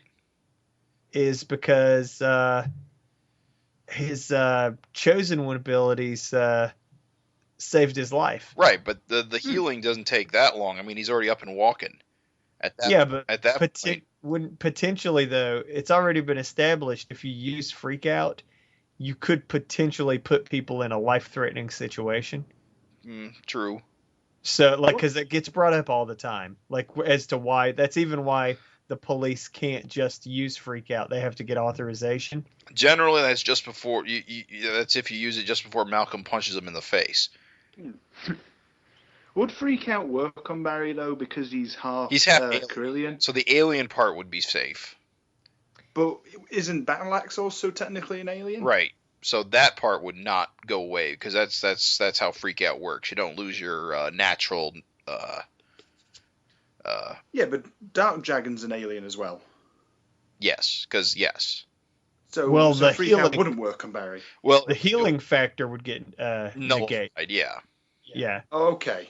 Because apparently freak out does work on chosen one abilities, because they are added somehow after. Right, I get it. It's one of those weird conveniences. No, I must have missed that bit. But no, okay. Yeah, you actually, depending on where you started, you probably, that's all Emperor Dragon arc. Well, Malcolm got depowered by freak out, if you remember. That's true. And he had to get a blood transfusion. And they were like, you better keep some of your old blood around, because, if you get hit with this again, like, your old blood's going to save your life. They were like, we're lucky that you had some. Yeah, no lightning powers. Yeah, the lightning powers are gone, so... Those were his best powers. They were his best powers. So basically they explode. And I got to tell you, again, my props to the colorist. Oh, absolutely. The sequence of Dart. Man, those blue skies, I love those blue skies. I agree. I'm just saying, like, the sequence of, like, Stronghold Penitentiary, as you just see Dart in prison, I'm just like, ooh, that's good. That's good stuff. I can't tell what's going on. I need more captions. Dart we need Dart's entire internal monologue. I'm in prison, but I won't be for long, but I am for now. Man, I wish I could turn into a shark. Down the shitter, just like last time. No, I'm kidding. So, no, and also, too, I think texture work. There's a lot of texture work going on with, like, the gritty walls and stuff. Yep, he's still doing the coloring thing he was doing from last issue. Which I love. Yeah, I like that. I'm super down with it. Oh, and we get the baby names. Baby names. Jack. How you guys feel about these names? They're okay. They're names. Oh, is that all? They're not. Yeah. I personally love Jack Dragon. Jack Dragon? Mm-hmm. Jack Dragon's a great name. We already had an Amy Dragon. We already did, yeah. Yeah. I didn't notice. What's hilarious is I think he said that actually wasn't an homage to She-Dragon. No, it was an accident. Just an accident. Was not. It said he just liked the sound of Amy Dragon. Man, that sounds familiar. I'm going to use that. Just like the sound of it. I feel sorry for Tyrone. I don't think Tyrone is a smashing name. It's kind of a cliche name for a black kid, isn't it? Well, he's whose kid is he? Teresa, yeah, he has to be... Tiara, sorry. He has to be Tiara's kid, doesn't he? Oh. Clearly came from Maxine. You know what? I'm a dummy, guys. Tiara, Tyrone, those names go together. That's kind of like I'm just saying it's kind of like that TY kind of a naming scheme. Yeah, I could see that. Nah. That kind of works. Although okay. I guess you could say that Tyrone takes it from his mother's side. Yeah. So it's not too weird that he's darker than the others. Well, Malcolm is also half black. Right. Yeah, he's also. I mean, he's like. I'm just saying that they're trying to say that Maxine had triplets in order to preserve Angel's honor. Yes. Well, I don't. Which is kind of weird in and of itself, but go on. I don't feel it's too. Yeah, I don't think anybody's gonna like necessarily buy it, but I mean, I could see Tyrone. I could see Malcolm having a Tyrone. Yeah, okay. Jack is the odd man out. Jack is wiggity white. Yeah, Yeah. Jack's the dragon that doesn't fit. He's the whitest green baby ever. Yeah, he looks just like his granddad. Yeah. Like if you talk about the future, where like you've got these kids inheriting the book, Jack is definitely the one that will look the most like. Yeah. Jack's the one who looked the most like his grandpa. Yeah.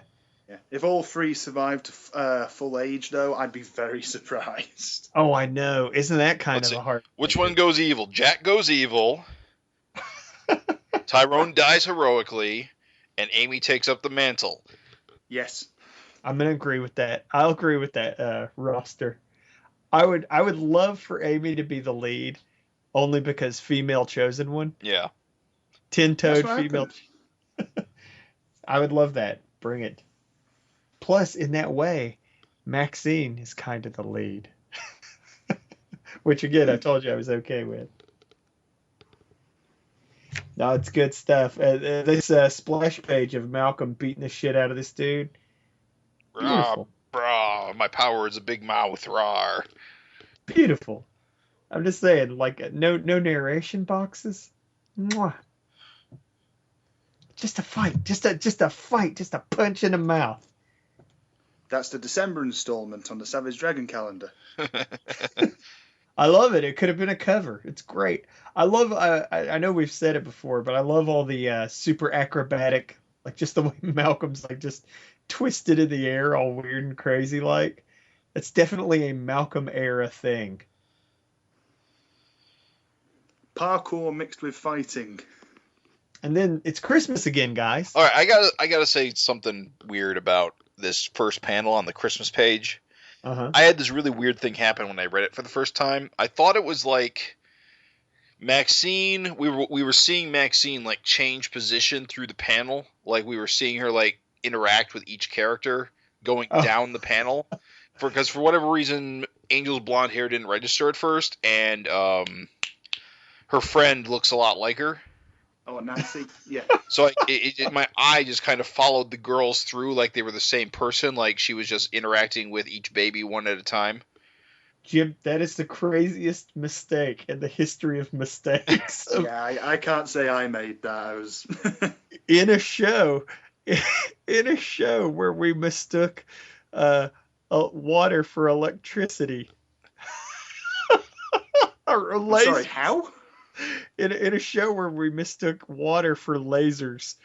That is the craziest mistake I've possibly ever heard us make. Oh my god, dude. To be fair, the haircuts are not dissimilar. The shirts are different colored. There's a lot of reasons why that was a dumb mistake of mine. Oh, you're killing me, bro. You're killing me. Anyway, these are the worst house pets ever. Yes. I love any superpowered baby antics are hilarious. I love the way Malcolm is yelling at Jack. No, Jack, no! Do not touch Nancy's legs. Do not touch. Or Nancy's fear that she'll get her legs broken. That's hilarious. Poor Thunderhead doesn't even get to say anything. He's just glad stood there. I'm glad Thunderhead's getting Nancy. I'm glad to see that that's a little progression. A little plot progression for you.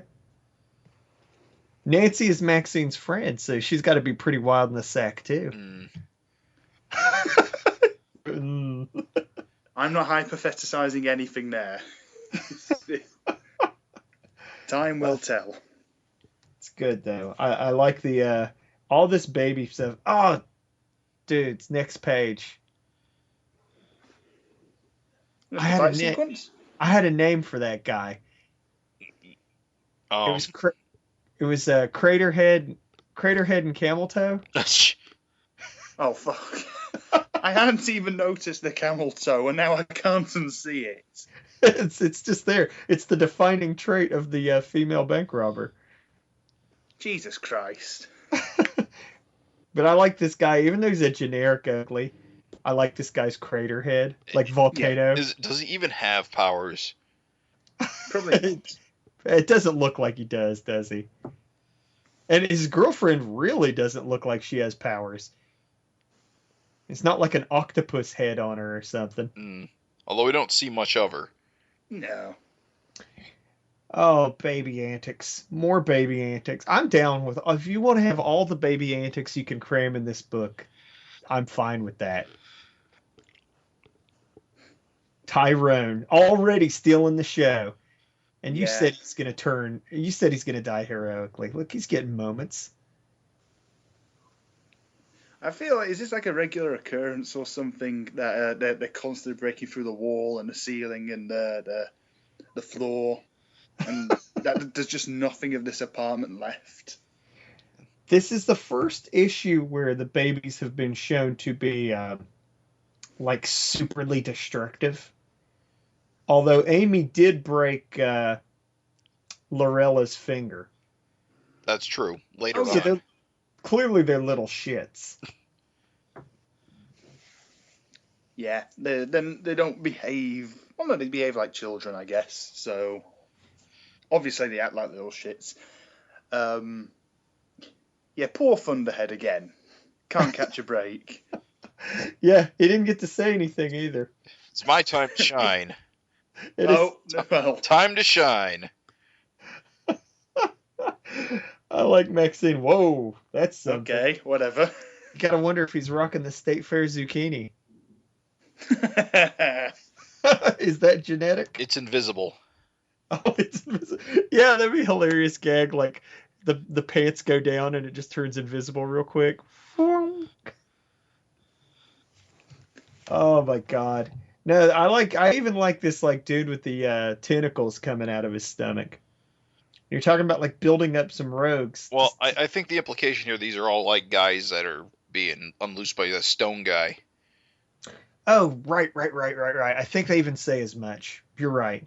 Yeah. They even say as much. Yeah, the Vicious Circle's out of commission, but all these guys are still turning up. 100% correct. Yep, you're right. I'm a moron. Yeah, these are just guys that are just turning up.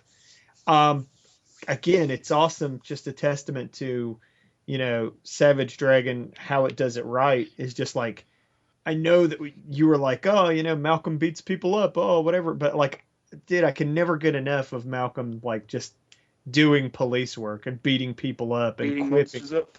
Yeah. I think his quips are getting better. I think Malcolm definitely has like better quips these days. It's coming along. Did a little Jack the Rapscallion again.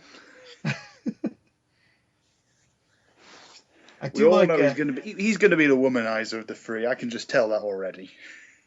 That would take after Grandpa. Yeah. Grandpa was, bit of a piece of shit. As far as the ladies are concerned. I think it's perhaps more concerning that's Jack's mum. Well, he's just hungry, he's all. Oh, of course. He knows. Yeah, he knows what's up. Where's the food? There's the food. Is Tyrone chewing on her shirt? Maxine's shirt? I think that's like a burp cloth. I think he's... Oh, burp cloth. Okay, I wondered why it was like a different color. Okay. Oh, jeez, you're better at I will say, I like the sense of force of Jackie ripping her dress off with the way her hair blows forward. Yeah. It's good. All this baby stuff is good. And Malcolm, the visual of Malcolm with all the spikes coming out of him is awesome. Yeah. New powers. Did that feel kind of like classic Savage Dragon? Yeah. Like that felt very classic Savage Dragon-y. Just sits at his desk all beat up. It's just like, it's nothing. It's cool. Just the spikes all jabbed out of him. One right out of his cheek. It's good. I love it. Give it half an hour, it'll be right. I love it. It's good stuff. I enjoy this whole the babies don't hurt Maxine thing, because I gotta admit I was kind of like super afraid for Maxine to have to be wearing stupid boxing gloves all the time. No, it's not gonna be a thing apparently. Yeah, that's cool. Poor Lorella though. She didn't deserve that. And the baby looks so happy. No, actually, I'm calling it now. Amy's the one that goes rogue. Look at it. That sadistic little shit. She was a bad egg from the start. We could always tell. Like Jack and Tyrone breaking the track. Oops.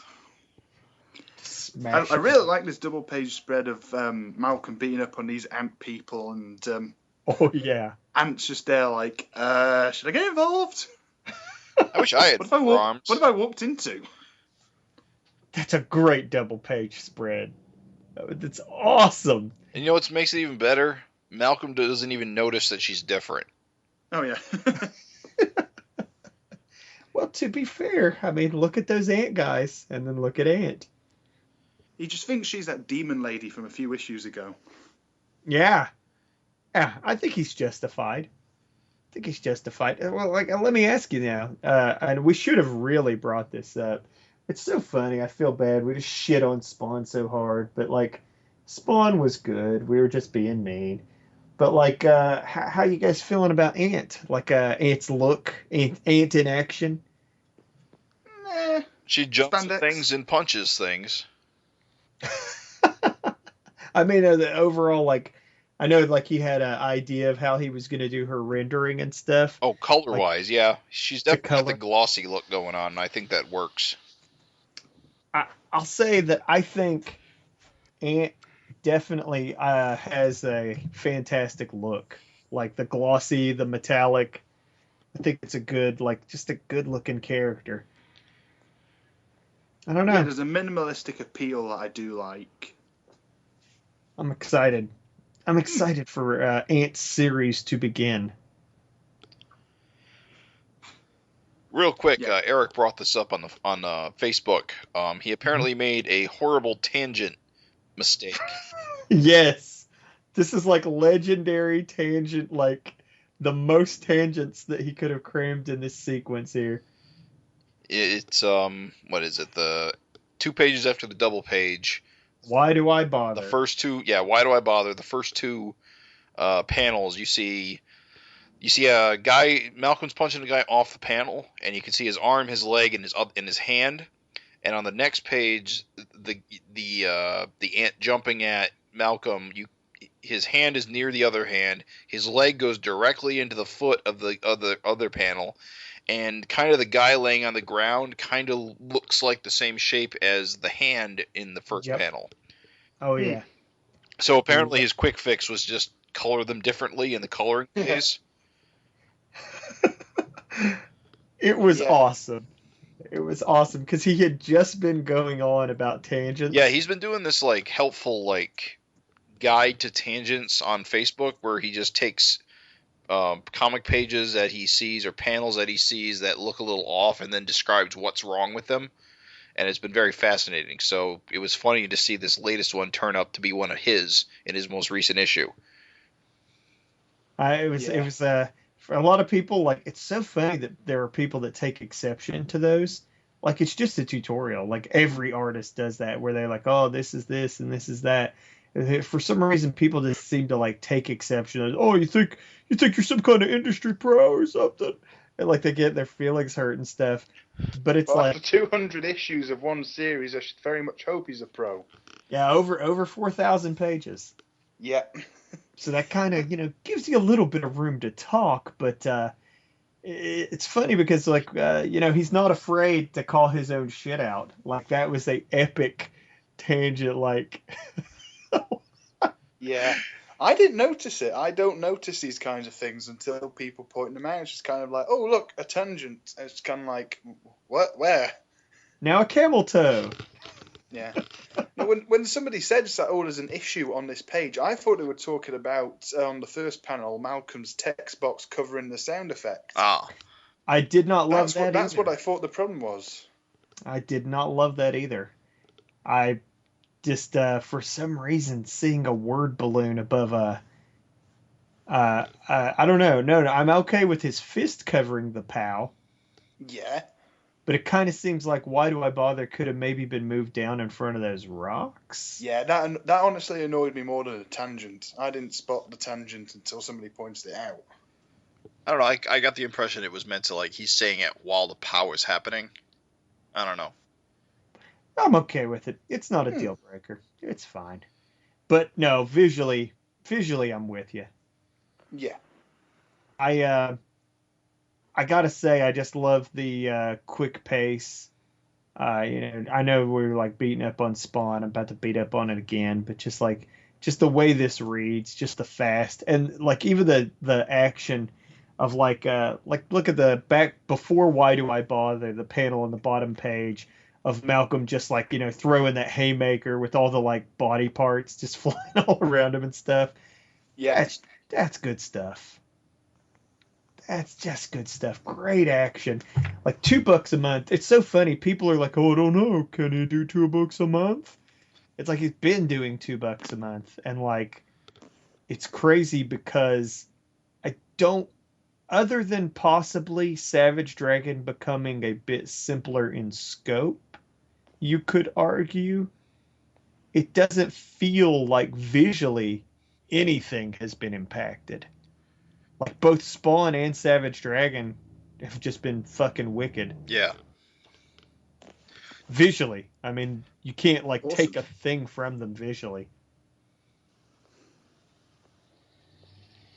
Yeah, I'm kind of looking forward to seeing how it all plugs together. As you say, this last fight sequence was really good, really well handled. Good bit of fisticuffs before Malcolm cracked out the lightning, fried an ant. Not the ant, fortunately. That was actually kind of a weird way to leave it ending, because it looked like Ant had been knocked out, and then obviously we get to Spawn 266 in a little bit. And that, it's not followed straight on. Oh, no, it is. I'm talking bullshit. I'm sorry. Well, luckily we live in the... We didn't have to wait. Like, we know now there was no wait. Like, so you do get to follow up on it. Well, like, we know what happened. But, yeah, it was sort of a little cliffhanger there for you. Just, if you didn't see... If you sort of were the gullible type to believe that Ant was dead. Or... Oh, yeah, no way. Sometimes what's funny is sometimes I suspend my disbelief to epic proportions. This time And you get disappointed? No, I knew. This time I knew. Yeah. No, this was a great issue. I've really, really loved this issue. It's it provides everything that I've come to expect from Dragon. Great action sequences, great comedy, great dialogue, great interactions between character. Just great stuff in general, really. Looking forward to the next one. We always talk about the backups. I'm not going to say much other than this just didn't really do it for me. Oh, what, Aquaria? Yeah. What did you think of the last one? I just didn't really resonate with me. I don't really...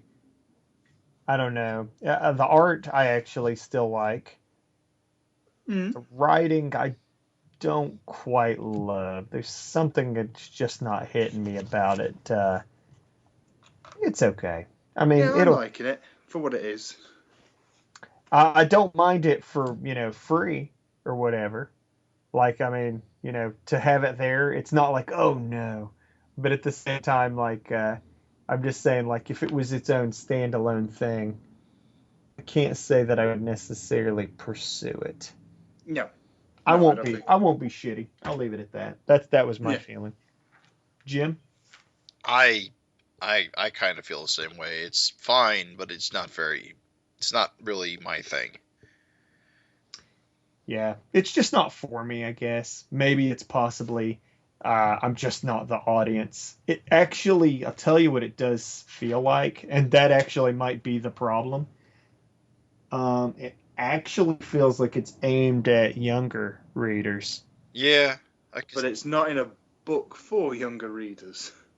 Savage Dragon's always had some stuff like that, where like you'll get some lighter content, like in the same issue where Alex is like stabbed a guy to death and she's in her bloody underwear, like so.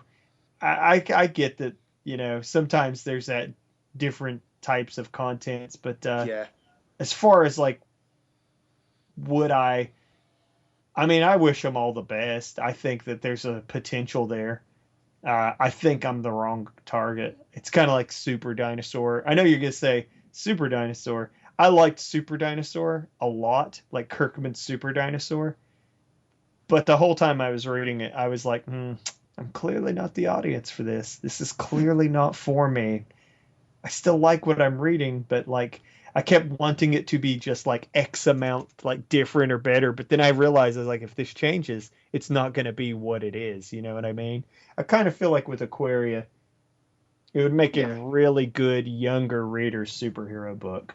Yeah, definitely. What Aquaria is giving me is it's giving me Captain Planet flashbacks. Yeah, that's sort of what I get too. There's definitely an environmental thing going on under the surface. Mm-hmm. Because it's all about this flooded world, and these guys continue trying to make a mess out of it, and the message is do it better, make the world a better place. With your powers, don't be a crook. Yeah. I mean, pretty much. After 2, 4 or 5 page shorts, I'm not clued up enough to know whether this is for me or not. I'd definitely like to read a full issue beforehand, because there is a lot of potential here for me to like this. I like the character's design, I like the universe, I like the beats and so on, but there's just something that's not clicking for me, which I don't know. If I ever see like a full issue published, I'll probably check it out. But from what I've seen so far, I can't really judge it. I'll agree with you, Zach. I'll agree with that assessment 100%. The world is interesting. The setup is interesting. The main character, I would even go as far as to say, is kind of iconic looking. Like I do like the design a lot. Yeah. Yeah, that's a great look. I mean, it's channeling like 70s Marvel. It's very Kirby-esque. I even like this villain better. The last villain was kind of lame. This villain with the bell on his head is actually kind of cool. That's a cool visual. I mean, like cool, cool in that it's interesting and memorable. Yeah, that I'm just agreeing. Yeah, I agree. There's not a lot I can say about it other than it was, pleasant enough. I think I tell you what, this is what I'll say. I hope it finds its audience. Yes. Because I think that for younger readers, that would be a absolutely fantastic starter book. And shit, the industry needs stuff like that. Like, just because something's like not for me doesn't mean I want it to like go away or not exist or whatever. So yeah, I'm cool with it. As a Savage Dragon backup, I prefer Savage Dragon related content. Absolutely. But I mean, it's there. It's for free. I enjoyed it enough. I mean, fuck, it's good. So, well, shall we move along to the last of our spawn? Yes. I gotta say, first off, the cover. I got the traditional 3-character cover. Did you guys grab the variants? Digital only came with the 3-character cover. Yeah, digital only came with 3 characters. So you both did digital? I do digital for my American comics and also for 2000 AD. Primarily because I live in a really small apartment, so I just don't have the space for it. Right. But it's I didn't know there was a variant. What's that? If you don't mind me asking. See if I can find it. As a Savage Dragon fan, Erik is really good to put variant covers and stuff in the back, so that like even if you don't get the variant, like the image is still in the issue.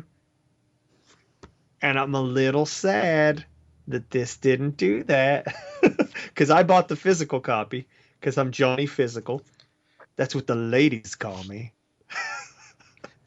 Oh, that's terrible. I was waiting for you guys to laugh, like almost in disgust or repugnance. No. No comment. No comment. No ladies call me that.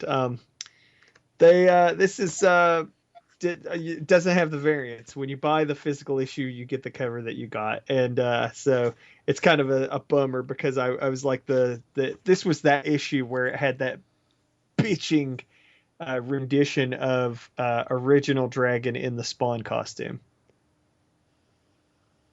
And then there was a third variant that was just the line art, Okay. black and white. So it wasn't like that's cool. It wasn't like there were actually 3 variants. One was just an uncolored, but still, it was kick-ass. I don't go by variants, but I know that they're going to have that, and I'm kind of thinking I'm going to go swoop it up. That's pretty cool. It was awesome. You also noticed something. I'm going to ask you guys just something real quick. This seems kind of nitpicky, but whatever. I'm going to bring it up. The cover art changed.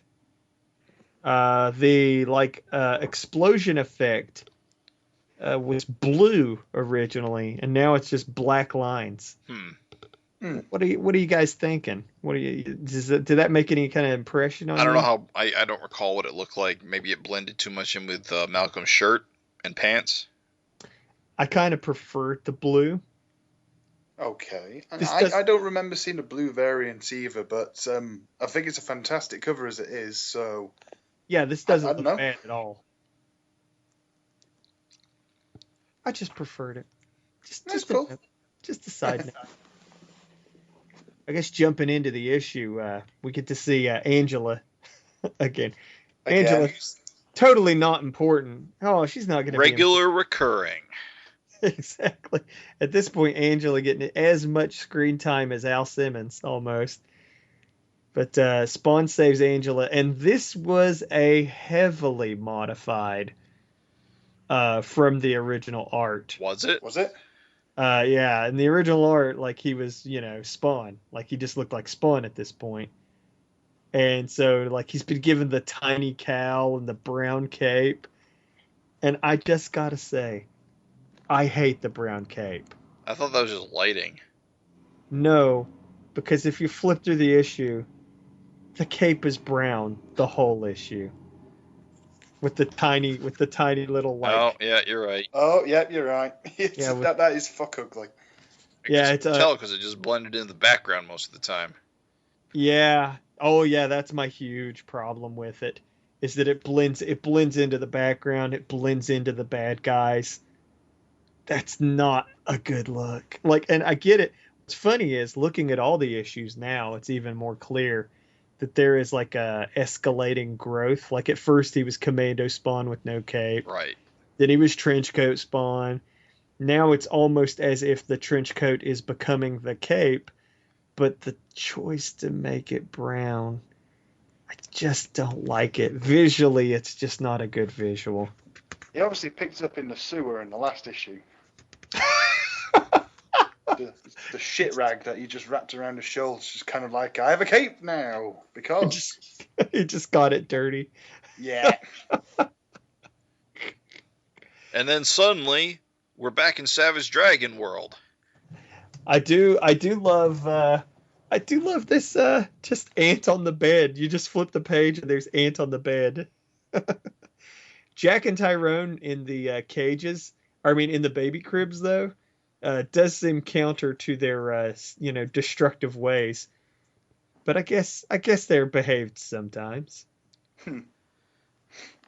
Look at that psycho Amy. She's probably just dying to break some fingers. It's going to snap Ant's antenna off. So play with those antennas, yeah.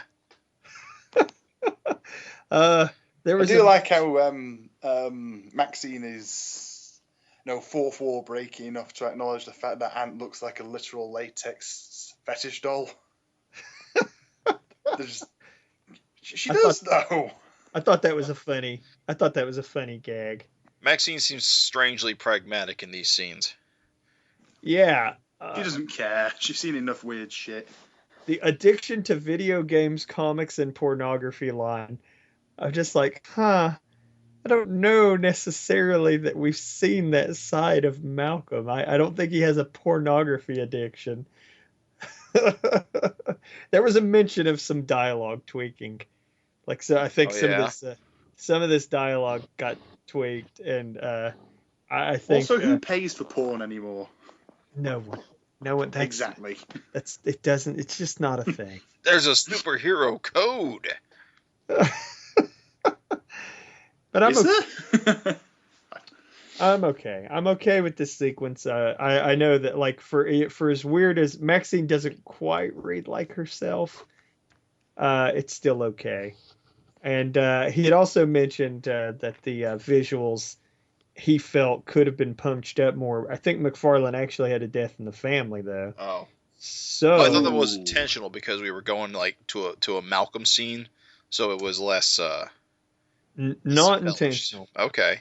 Not intentional as I understand it. There was death in the family and he didn't have time to work stuff up as much as he wanted. Now, that being the case, I did want to say that actually it was kind of a good call to not punch up these dragon scenes more than they were, because I do think that it did create that effect that you described. It did kind of seem intentional where it's like the Spawn stuff looks real like McFarlane-y, and then you flip the page and it's basically just there's Larsen art. So I'm okay with it. This to me doesn't look too crude, doesn't look too rough. It's good. It's good stuff. Mm-hmm. Bros, can I love on the gross pink-haired lady's apron? Yeah. How awesome. I do like your design a bit. That's cool. I'm down with that. 40-odd-year-old ex-art student. She's in love with the bad boy. You know, he's blonde. He robs people. We know his inner thoughts and turmoil. we know his train of thought. He's just trying to take care of his hippie, his sugar mama. Oh, Lenny. Now we know his name. And he was never seen again. Well, what's so funny about Spawn, if I remember right, is that like it was a book that would have recurring characters like bums in alleys and shit like that. Like, so what's funny is we're picking on like these characters, but for all we know, McFarlane has plans for these guys. So True like, enough. you never know. Like, you never know if like It's not like Erik who will drop buildings on his. I think we got a John Day sighting on the airplane. As Malcolm rides the airplane to New York. Is this his first time in New York? No, I think they mentioned that in the issue. Oh, okay. Yeah, he went there for there was some reason I can't recall it. Oh, and Osama bin Laden. Right, he just talks about it right here. It's the Osama bin Laden attack.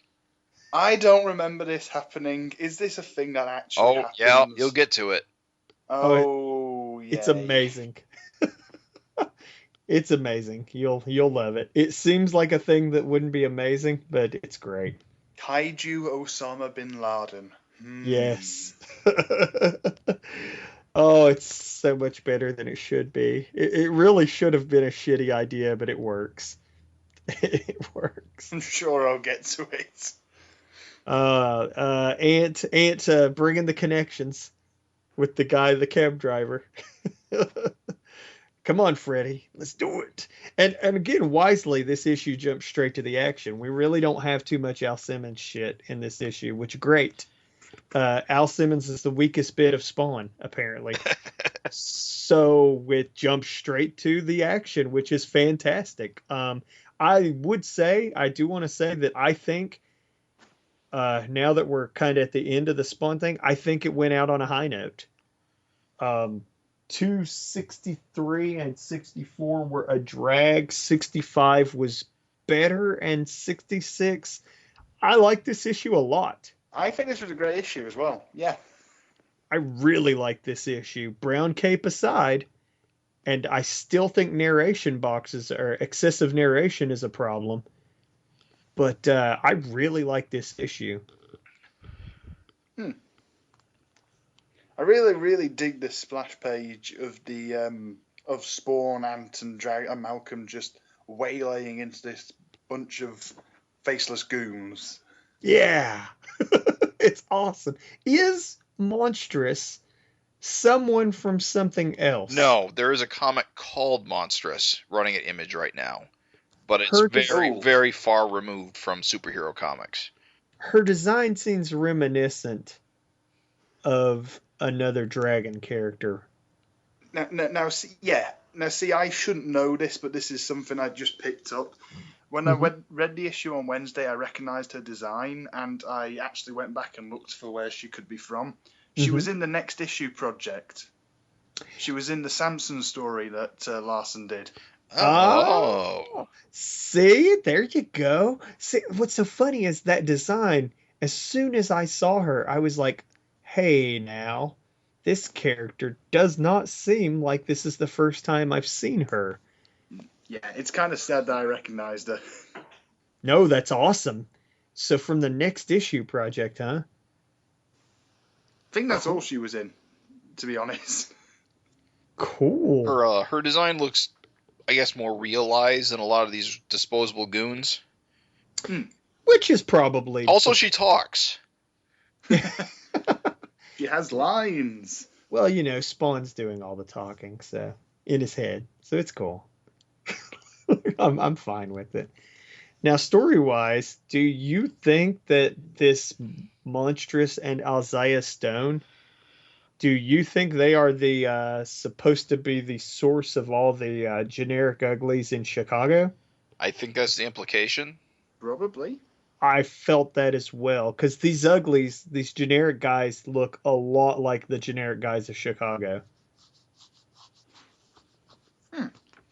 So, yeah, all right, I'm down with it. Spawn, isn't this where Spawn? This is where Spawn says it's like a sweater. It's like I'm just wearing it. It looks good, but it's just like a sweater, and I'm like, what the hell? That is the craziest thing. I think the implication is it's not armored. Basically, if he got hit, it'd be like getting punched naked. Right. It's just the craziest thing. I will say though that is the again I'm gonna give some love where love is due. That is a good use, actually, of narration. Again, that is exactly the kind of thing you want someone to say, because it is not the kind of thing you could really show. Convey otherwise. Bingo. So I'm okay with that. And I'm even okay, actually, with some of the exposition, like where at first Spawn is kind of looking at Malcolm as Dragon, and then later on, he's like, oh, yeah, well, yeah, shit, I didn't know that he had a son. That's cool. I'm okay. Slightly darker shade. Man, it's weird how I haven't aged, but you have. Yeah, crazy how he's got a son now, and he's on the fucking law enforcement. It's nuts. No, what have I done in the last 200 issues? Yeah, it's good. This whole fight scene was really cool. I really dig it. One note: when Spawn is talking to himself and he says, this is the man they call Dragon. Al met his dad years ago in a bizarre confrontation in hell. Todd has a note here that says way back in issue 52. Does that mean Spawn 52 or Dragon 52? Oh, I think it was Dragon, right? I think it was Spawn 52 because the Spawn crossover with Dragon in Savage Dragon was in Archives 2, so that would have meant it would have to be before issue 50. Okay. I am thinking I agree with you, because I'm remembering when Spawn met Savage Dragon in hell. Was there a Spawn half of that crossover? Was that like in both comics? I think so. Yeah, I do know that. Like, I have a visual, like a McFarlane drawn, like Savage Dragon in hell. Okay. So like, all I remember is the two Dragon issues where the end of one issue dovetails into the start of the next one to create a double page spread. Mm-hmm. Yeah, that's all I really remember from that. Well, I mean, I remember the details from the story, but and obviously Spawn was in the World Tour storyline against Solar Man. That's true. Oh no, was that Al Simmons? Yes, it was. Yes, it was. Yeah. Replacement Spawn was in Image United. Yes. I've not read Image United. Blonde. Okay. I call him Blonde Spawn. Because he was the blonde guy. I don't think anybody loved Blonde Spawn. Zach, did you get to the issue where we see Al's corpse in Dragon. Oh yeah. That was that was one of the gags that had me scratching my head a bit because you didn't. Shadowhawk called on Dragon, didn't have any arms. Called on Invincible, he's all beat up. I think that's like round about the Conquest storyline. Probably. Mm-hmm. Witchblades in her street clothes, and yeah, she doesn't have the Witchblade anymore, and Al is dead again. He committed suicide, actually. Oh, okay. I think that was one of the best bits because they were all just stood there, just kind of like, "Where's Spawn?" There's just his body in the background. It's kind of like, "Oh, yeah, what the fuck happened there?" That was a classic. I was like, "Oh, that's funny." Because the ability to summon them at any time doesn't necessarily mean that they're going to actually be useful. Yeah, Shadowhawk is fucking useless. I like this mutation. I didn't see it coming. I like how he looks. I think like he's a butt ugly. He is. It's funny how well that worked. He turned in one of the generic uglies so easy. Yeah, no, that was a cool little transformation thing. Digged it. Really, Al should be dead after that punch. Looks like he broke his spine just to avoid it. It's amusing enough. Of course, Ant has to resolve it, and one punch, and Ant turns into Saitama for a second. Yeah, it was resolved quick enough, but obviously I know there's a page count and what have you, and it's going to dovetail into the next couple of issues. It's good. It was a good resolution, I think. Yeah, you also got to see the chains being strong enough to hold Malcolm. Previously, they couldn't even hold King Spider for even a second. That's true. So, again, you do get this. We beat up on it so hard. I do want to give the devil his due. Like, there is clearly a progression thing going on. Mm. Clearly, progression is the idea. The gradual increase of the, powers of the costume. So, I mean, it's cool. I'm cool with it. I also agree that like it was a tidy little wrap up, but also, it's okay. They went to New York. They beat up Monstrous. Back to Chicago. So is there one more issue of Larsen on Spawn after this one? No, this is it. Oh, this is the last one. Yeah. Yeah, the crossover ends next Savage Dragon issue. 217. It's just I was reading the next issue segment in Spawn 266, and it still says Spawn Savage Dragon crossover. Oh, good point. It's not got a cover by Larsen, so I don't really know what's going on there, but we'll find out. Huh. Interesting. I do think there are some weird things happening with the change. Like one of the Spawn issues was solicited with just half of the 2-page spread from Spawn 263. So I think there's weird things going on with Spawn, with the transition of Erik coming off of the book. So it's possible that solicitation might be misleading, because we do know that the story arc, the Ant Malcolm Spawn crossover ends with 217. Yeah. Oh, okay. Because that's even solicitation. That's even the solicitation for 217 is crossover conclusion. So, yeah, it's if there is a Savage Dragon Spawn crossover in the next issue of Spawn, Erik's not there. Yeah, it's got nothing to do with this. So, could be something completely different. We don't know. You're done with Spawn. You have washed your hands of it. Let's do a Spawn post-mortem. I know, Zach, I think you said that you didn't get to read Satan's Saga War. Is that correct? Yeah, I need to pick up that trade paperback, so I've not read it. So we won't spoil or anything, but I will say definitely do. For my money, it was the stronger of the two arcs. It's funny because I could have swore we were talking how it ran on like a little, it repeated itself a little bit too much, like it ran on too long. For me, if you remember, that was like, I mean, it could have been trimmed, but at the same time, I was like, fuck it, do as much of that as you want. So I was okay with it. I was more okay with it than you and Craig. I think you and Craig Yeah. wanted it to end a bit faster. It wasn't without its flaws. It had problems. I won't say anything. You go back, listen to the old FINcast, you can hear our problems with it. But I think that was it stronger than this arc, where like he's slowly getting his powers back. It was funny because we were more excited about this. Him getting out of hell. We were, Yeah. and then we got it, and we didn't like it. I think the unfortunate thing is because Erik basically cut his run short. I think there was more to say because the experience wasn't as I don't know. He didn't have as much control as he thought he was going to have. Agreed. I think the initial thought was that he was going to just be doing it, and it was like Todd was just going to be the inker. Right.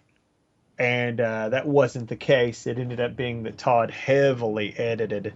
Moved panels, changed characters, designs. Changed dialogue. All over the place. Yeah, changed plot. Like, it was really heavy edits. And so, when you've got two creators pushing in such different directions, obviously that's not going to create a cohesive... I mean, it's tough to talk about this without spoilers, but there's some parts towards the end of the Satan Saga War where you definitely can feel that distance. And so it did damage. It would have been better if Larsen was just let to run loose. Right. But I think at the end of the day, it is Todd's. Oh, yeah. So he's got final say, but when you do that, of course, you got to understand who you're working with. You know, Erik doesn't like editors. That's why he does Savage Dragon. Yeah. Right. I'm glad it happened. Just like Supreme before it. Right. Supreme, at least he got to do whatever the hell he wanted. No one mucked with that. He just didn't have the sales to continue. Well, I mean, he had a little bit of trouble, you know. Him and Corey like had sort of a little bit. I forgot about the Corey Walker part. Yeah, or not Corey Walker, but Corey Hampshire. Hampshire, yeah. Yeah, Corey Hampshire and him. I think the Mighty Man fight was heavily modified to be different from what Larsen had planned. So it's kind of like, again, if you're going to collaborate with him, you got to just understand he just likes to do his own thing. Get the fuck out of the way, or just, let him do his thing, because that's what he likes. You're going to run him off if you don't let him do his own thing. So it's kind of like, overall, though, I mean, I liked it. I'm very thankful it happened. I like Spawn as a character. I was just never super able to get into Spawn. I'm still not sure if I'm a fan of Spawn. I'm not sure if it's for me, regardless. I was just, honestly, if it wasn't for the podcast, I probably wouldn't have read the whole way through. I don't think it was gripping enough. It wasn't as good as Savage Dragon. Yeah, I think the reason for me skipping the whole Saga War thing was because even with Larsen on art duties, I just didn't care. I only really picked up once Al lost his powers because I'd heard about the upcoming Dragon crossover, so I figured, hey, don't read one, read both. Right. Thinking about it, this is how Marvel sell their comics. But no, it's been an interesting experiment, but I don't think I'll stay beyond 266. That's me cashing in my chips. Sadly, me too. It was a fun experience, but the series as a whole is not for me. Yeah, I'll agree. I mostly will be bowing out at this point. I don't think I'll follow along. Had there been, I think, tighter, like maybe like more like emphasis, like I could see the potential there. I could see what it was going for. But I get the feeling that without Erik there to bring the action and to keep the speed and the quickness up, I get the feeling that it's going to go back very much to what Spawn was. So painted art, you can't tell what's going on, and mostly caption boxes.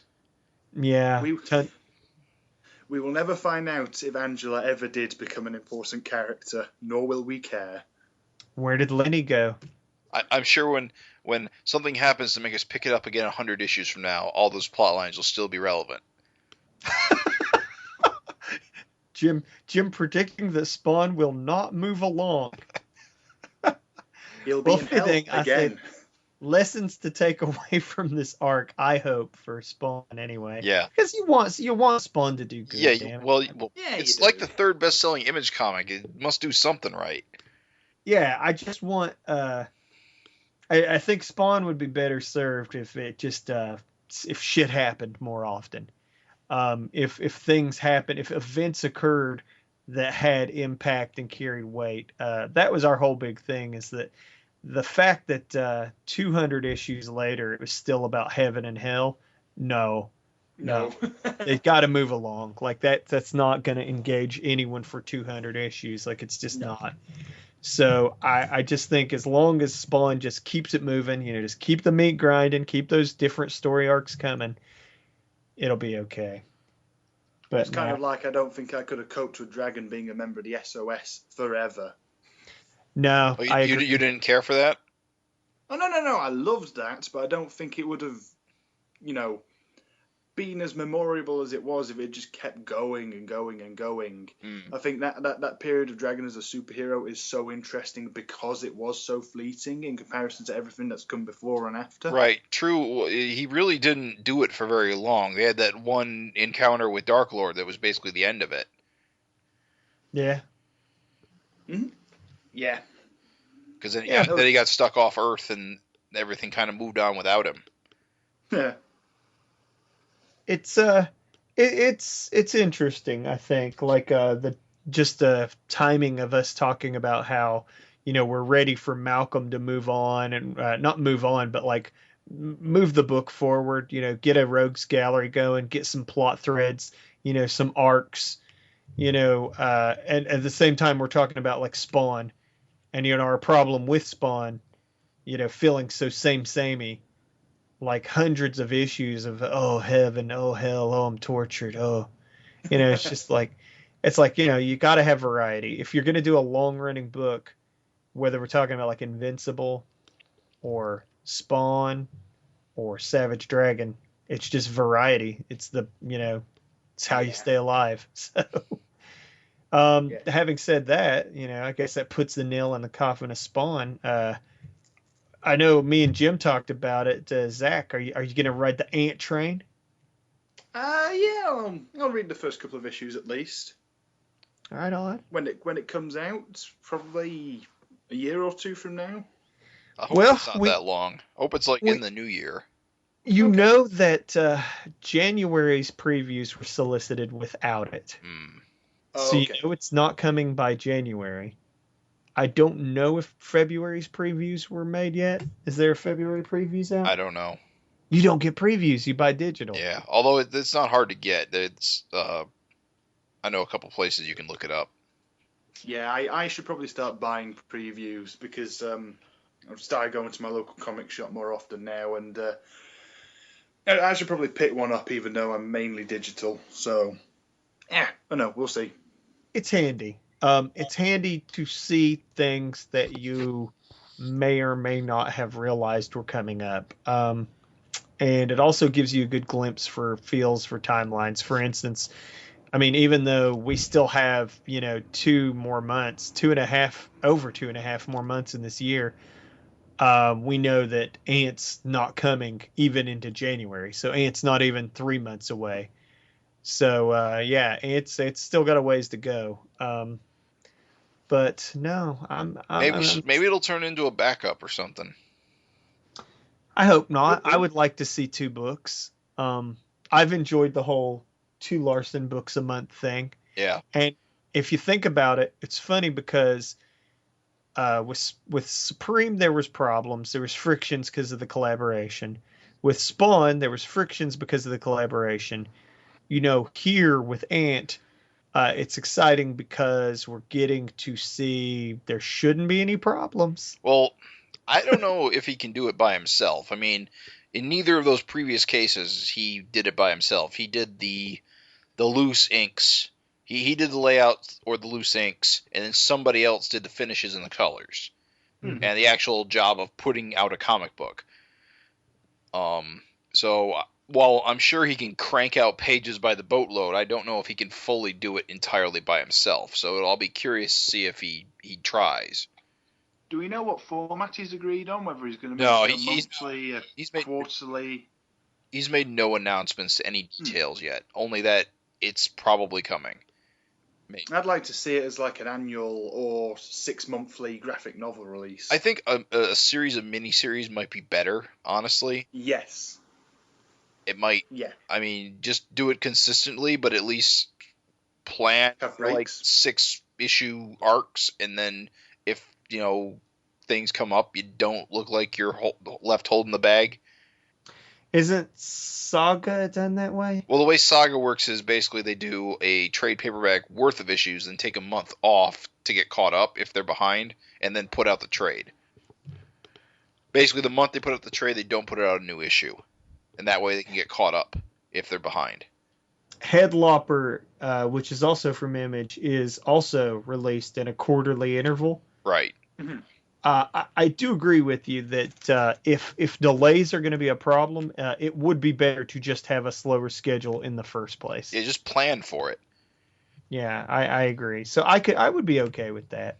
I would love it to be monthly. I mean, I would love it to be monthly, but it doesn't have to be. It can be slower. I don't know. I think a quarterly one-shot could do it too. I'm not sure how well that would work. Well, Headlopper seemed to be okay.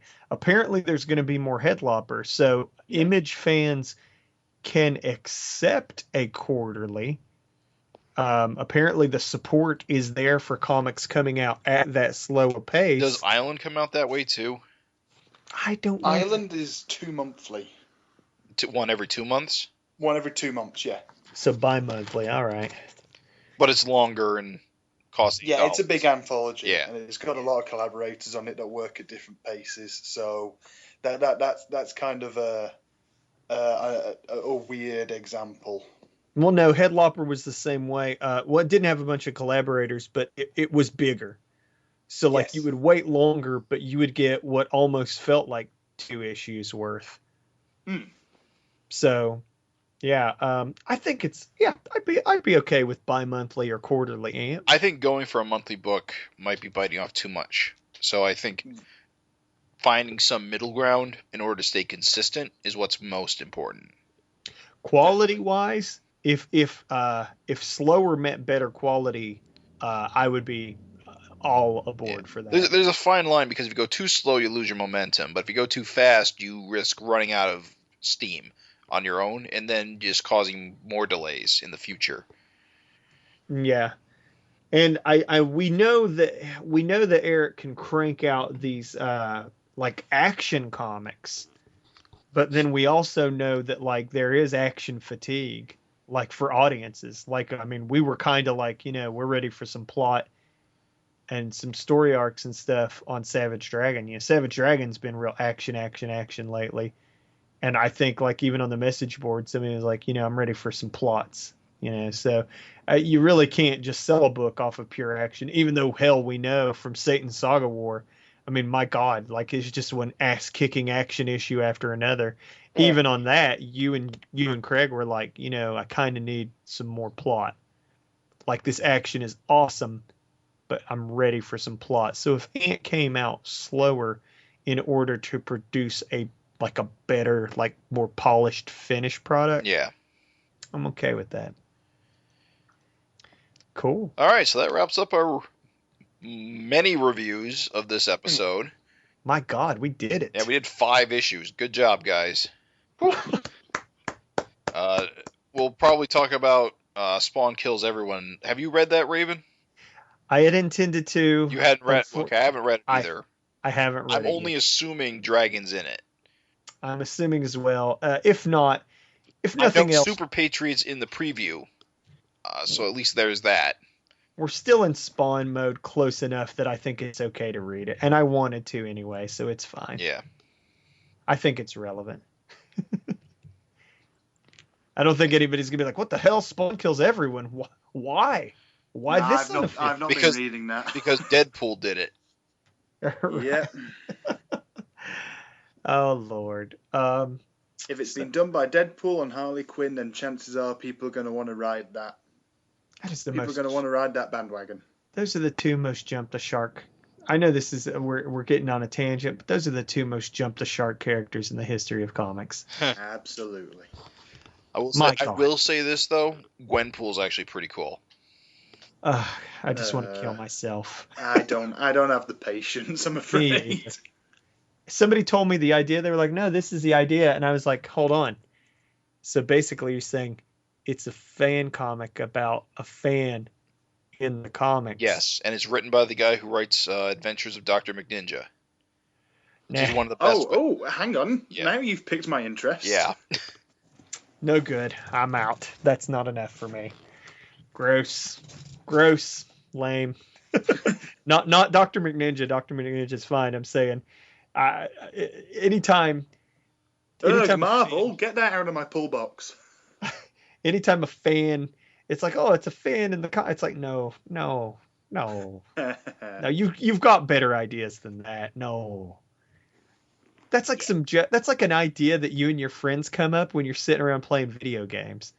That's not an idea that you like carry to fruition. Unless you work at Marvel.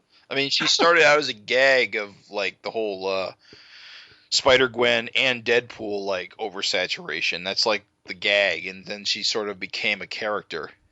I know, dude. Although she is not Gwen Stacy. She just has the same first name.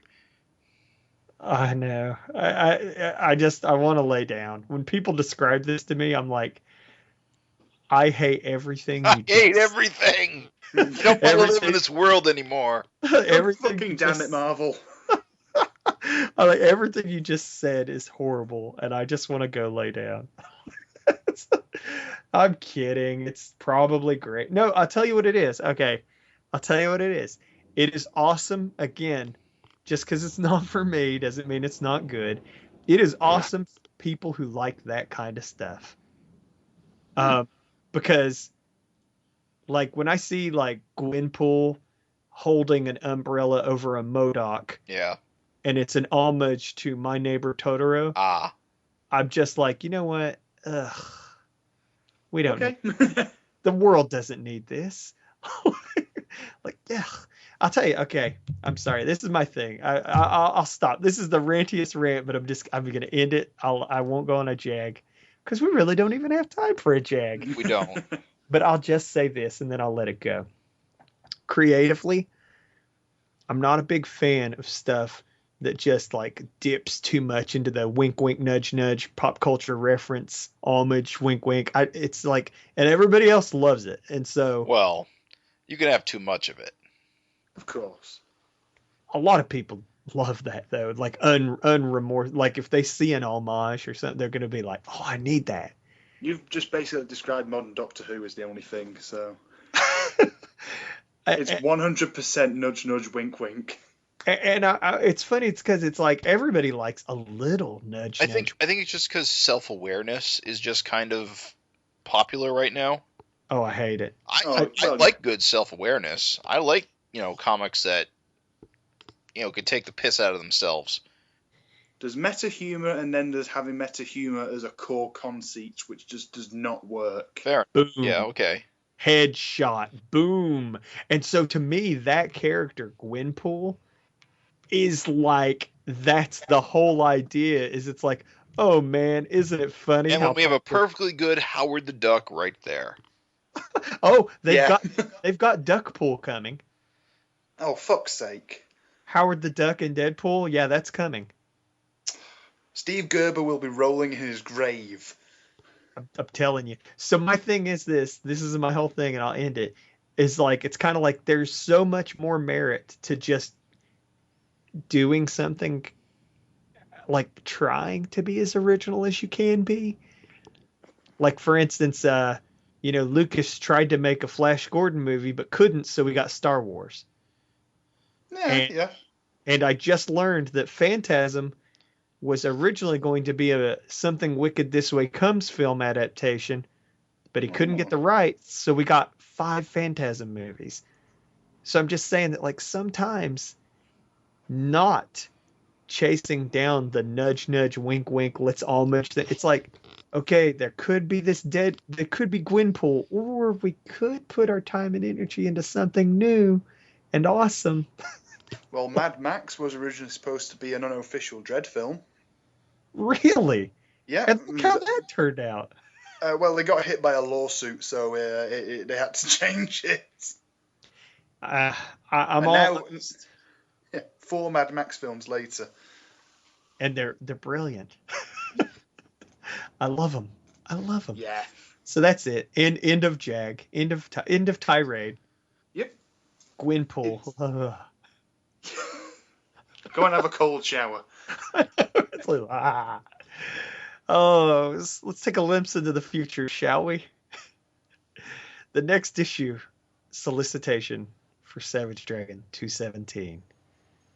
The Spawn Savage Dragon crossover conclusion. And that's it. That's all you get. What on earth could it be about without all those black boxes telling me? I feel like there's a lot to wrap up, though. Unless it segues into something that will be wrapped up in Dragon. I don't know that there's really that much. They've kind of just set it up. It's like there's the Alzea stone. Just needs dealt with. Right. Let's go kill him. Yeah. Let's go to New Mexico. It'd be nice to get out of the cities for a little while. Yeah. I gotta say, I think they could do it. I think they could do it in an issue. I'm sure. But it's what I've discovered is from these kind of crossover events in Dragon, it does segue into something later on. So I wouldn't be surprised if there's loose ends. What is 218? Isn't that the Trial of Glum? Yeah, I think so. Ooh. So straight back into the status quo after this then? Well, let's take a glimpse here. Whatever constitutes status quo in Dragon. Oh no, we're wrong. It's not the Trial of Glum. Self-contained issue. Malcolm and Maxine have madcap adventure fraught with peril. A day in the life of Savage Dragon. Huh. And that's the cover with Maxine falling. Oh, falling. Yes, I do remember. Yeah. That's a glimpse. So we're not jumping straight into the Trial of Glum. Okay. Ooh, I can't wait. Although I'm sure it'll be teased a bit. It's probably a catch-up issue to get us up to real time again. I feel that's probably coming. Because he had said that he's fallen way off track with the babies. So, yeah. Because I don't know if you said, are you caught up? Have you been reading lately, Zach? Yeah, I've read 200 up to the present. So I've basically, it's 151 through to 199 I've not read. Oh, okay. Well, then you're totally up. The stretch of last few stretches of issues, they've been very, very like the next moment. Oh yeah, definitely. Like, I mean, like they're kidnapping the babies, and then the next issue, like they're gunning down to the street to try and stop them. Yeah, the real world thing, the real world pace obviously got shrugged off a little bit. What with 9 months of Maxine's pregnancy basically being jogged over in a few issues. Oh yeah. That was let go. Obviously, as you said, it's going to be a bit of a catch up. I don't know. It all evens itself out. Yeah, in the long run, I've never been like, I love the real time thing. So like, I'm not saying it's not important. It's absolutely crucial.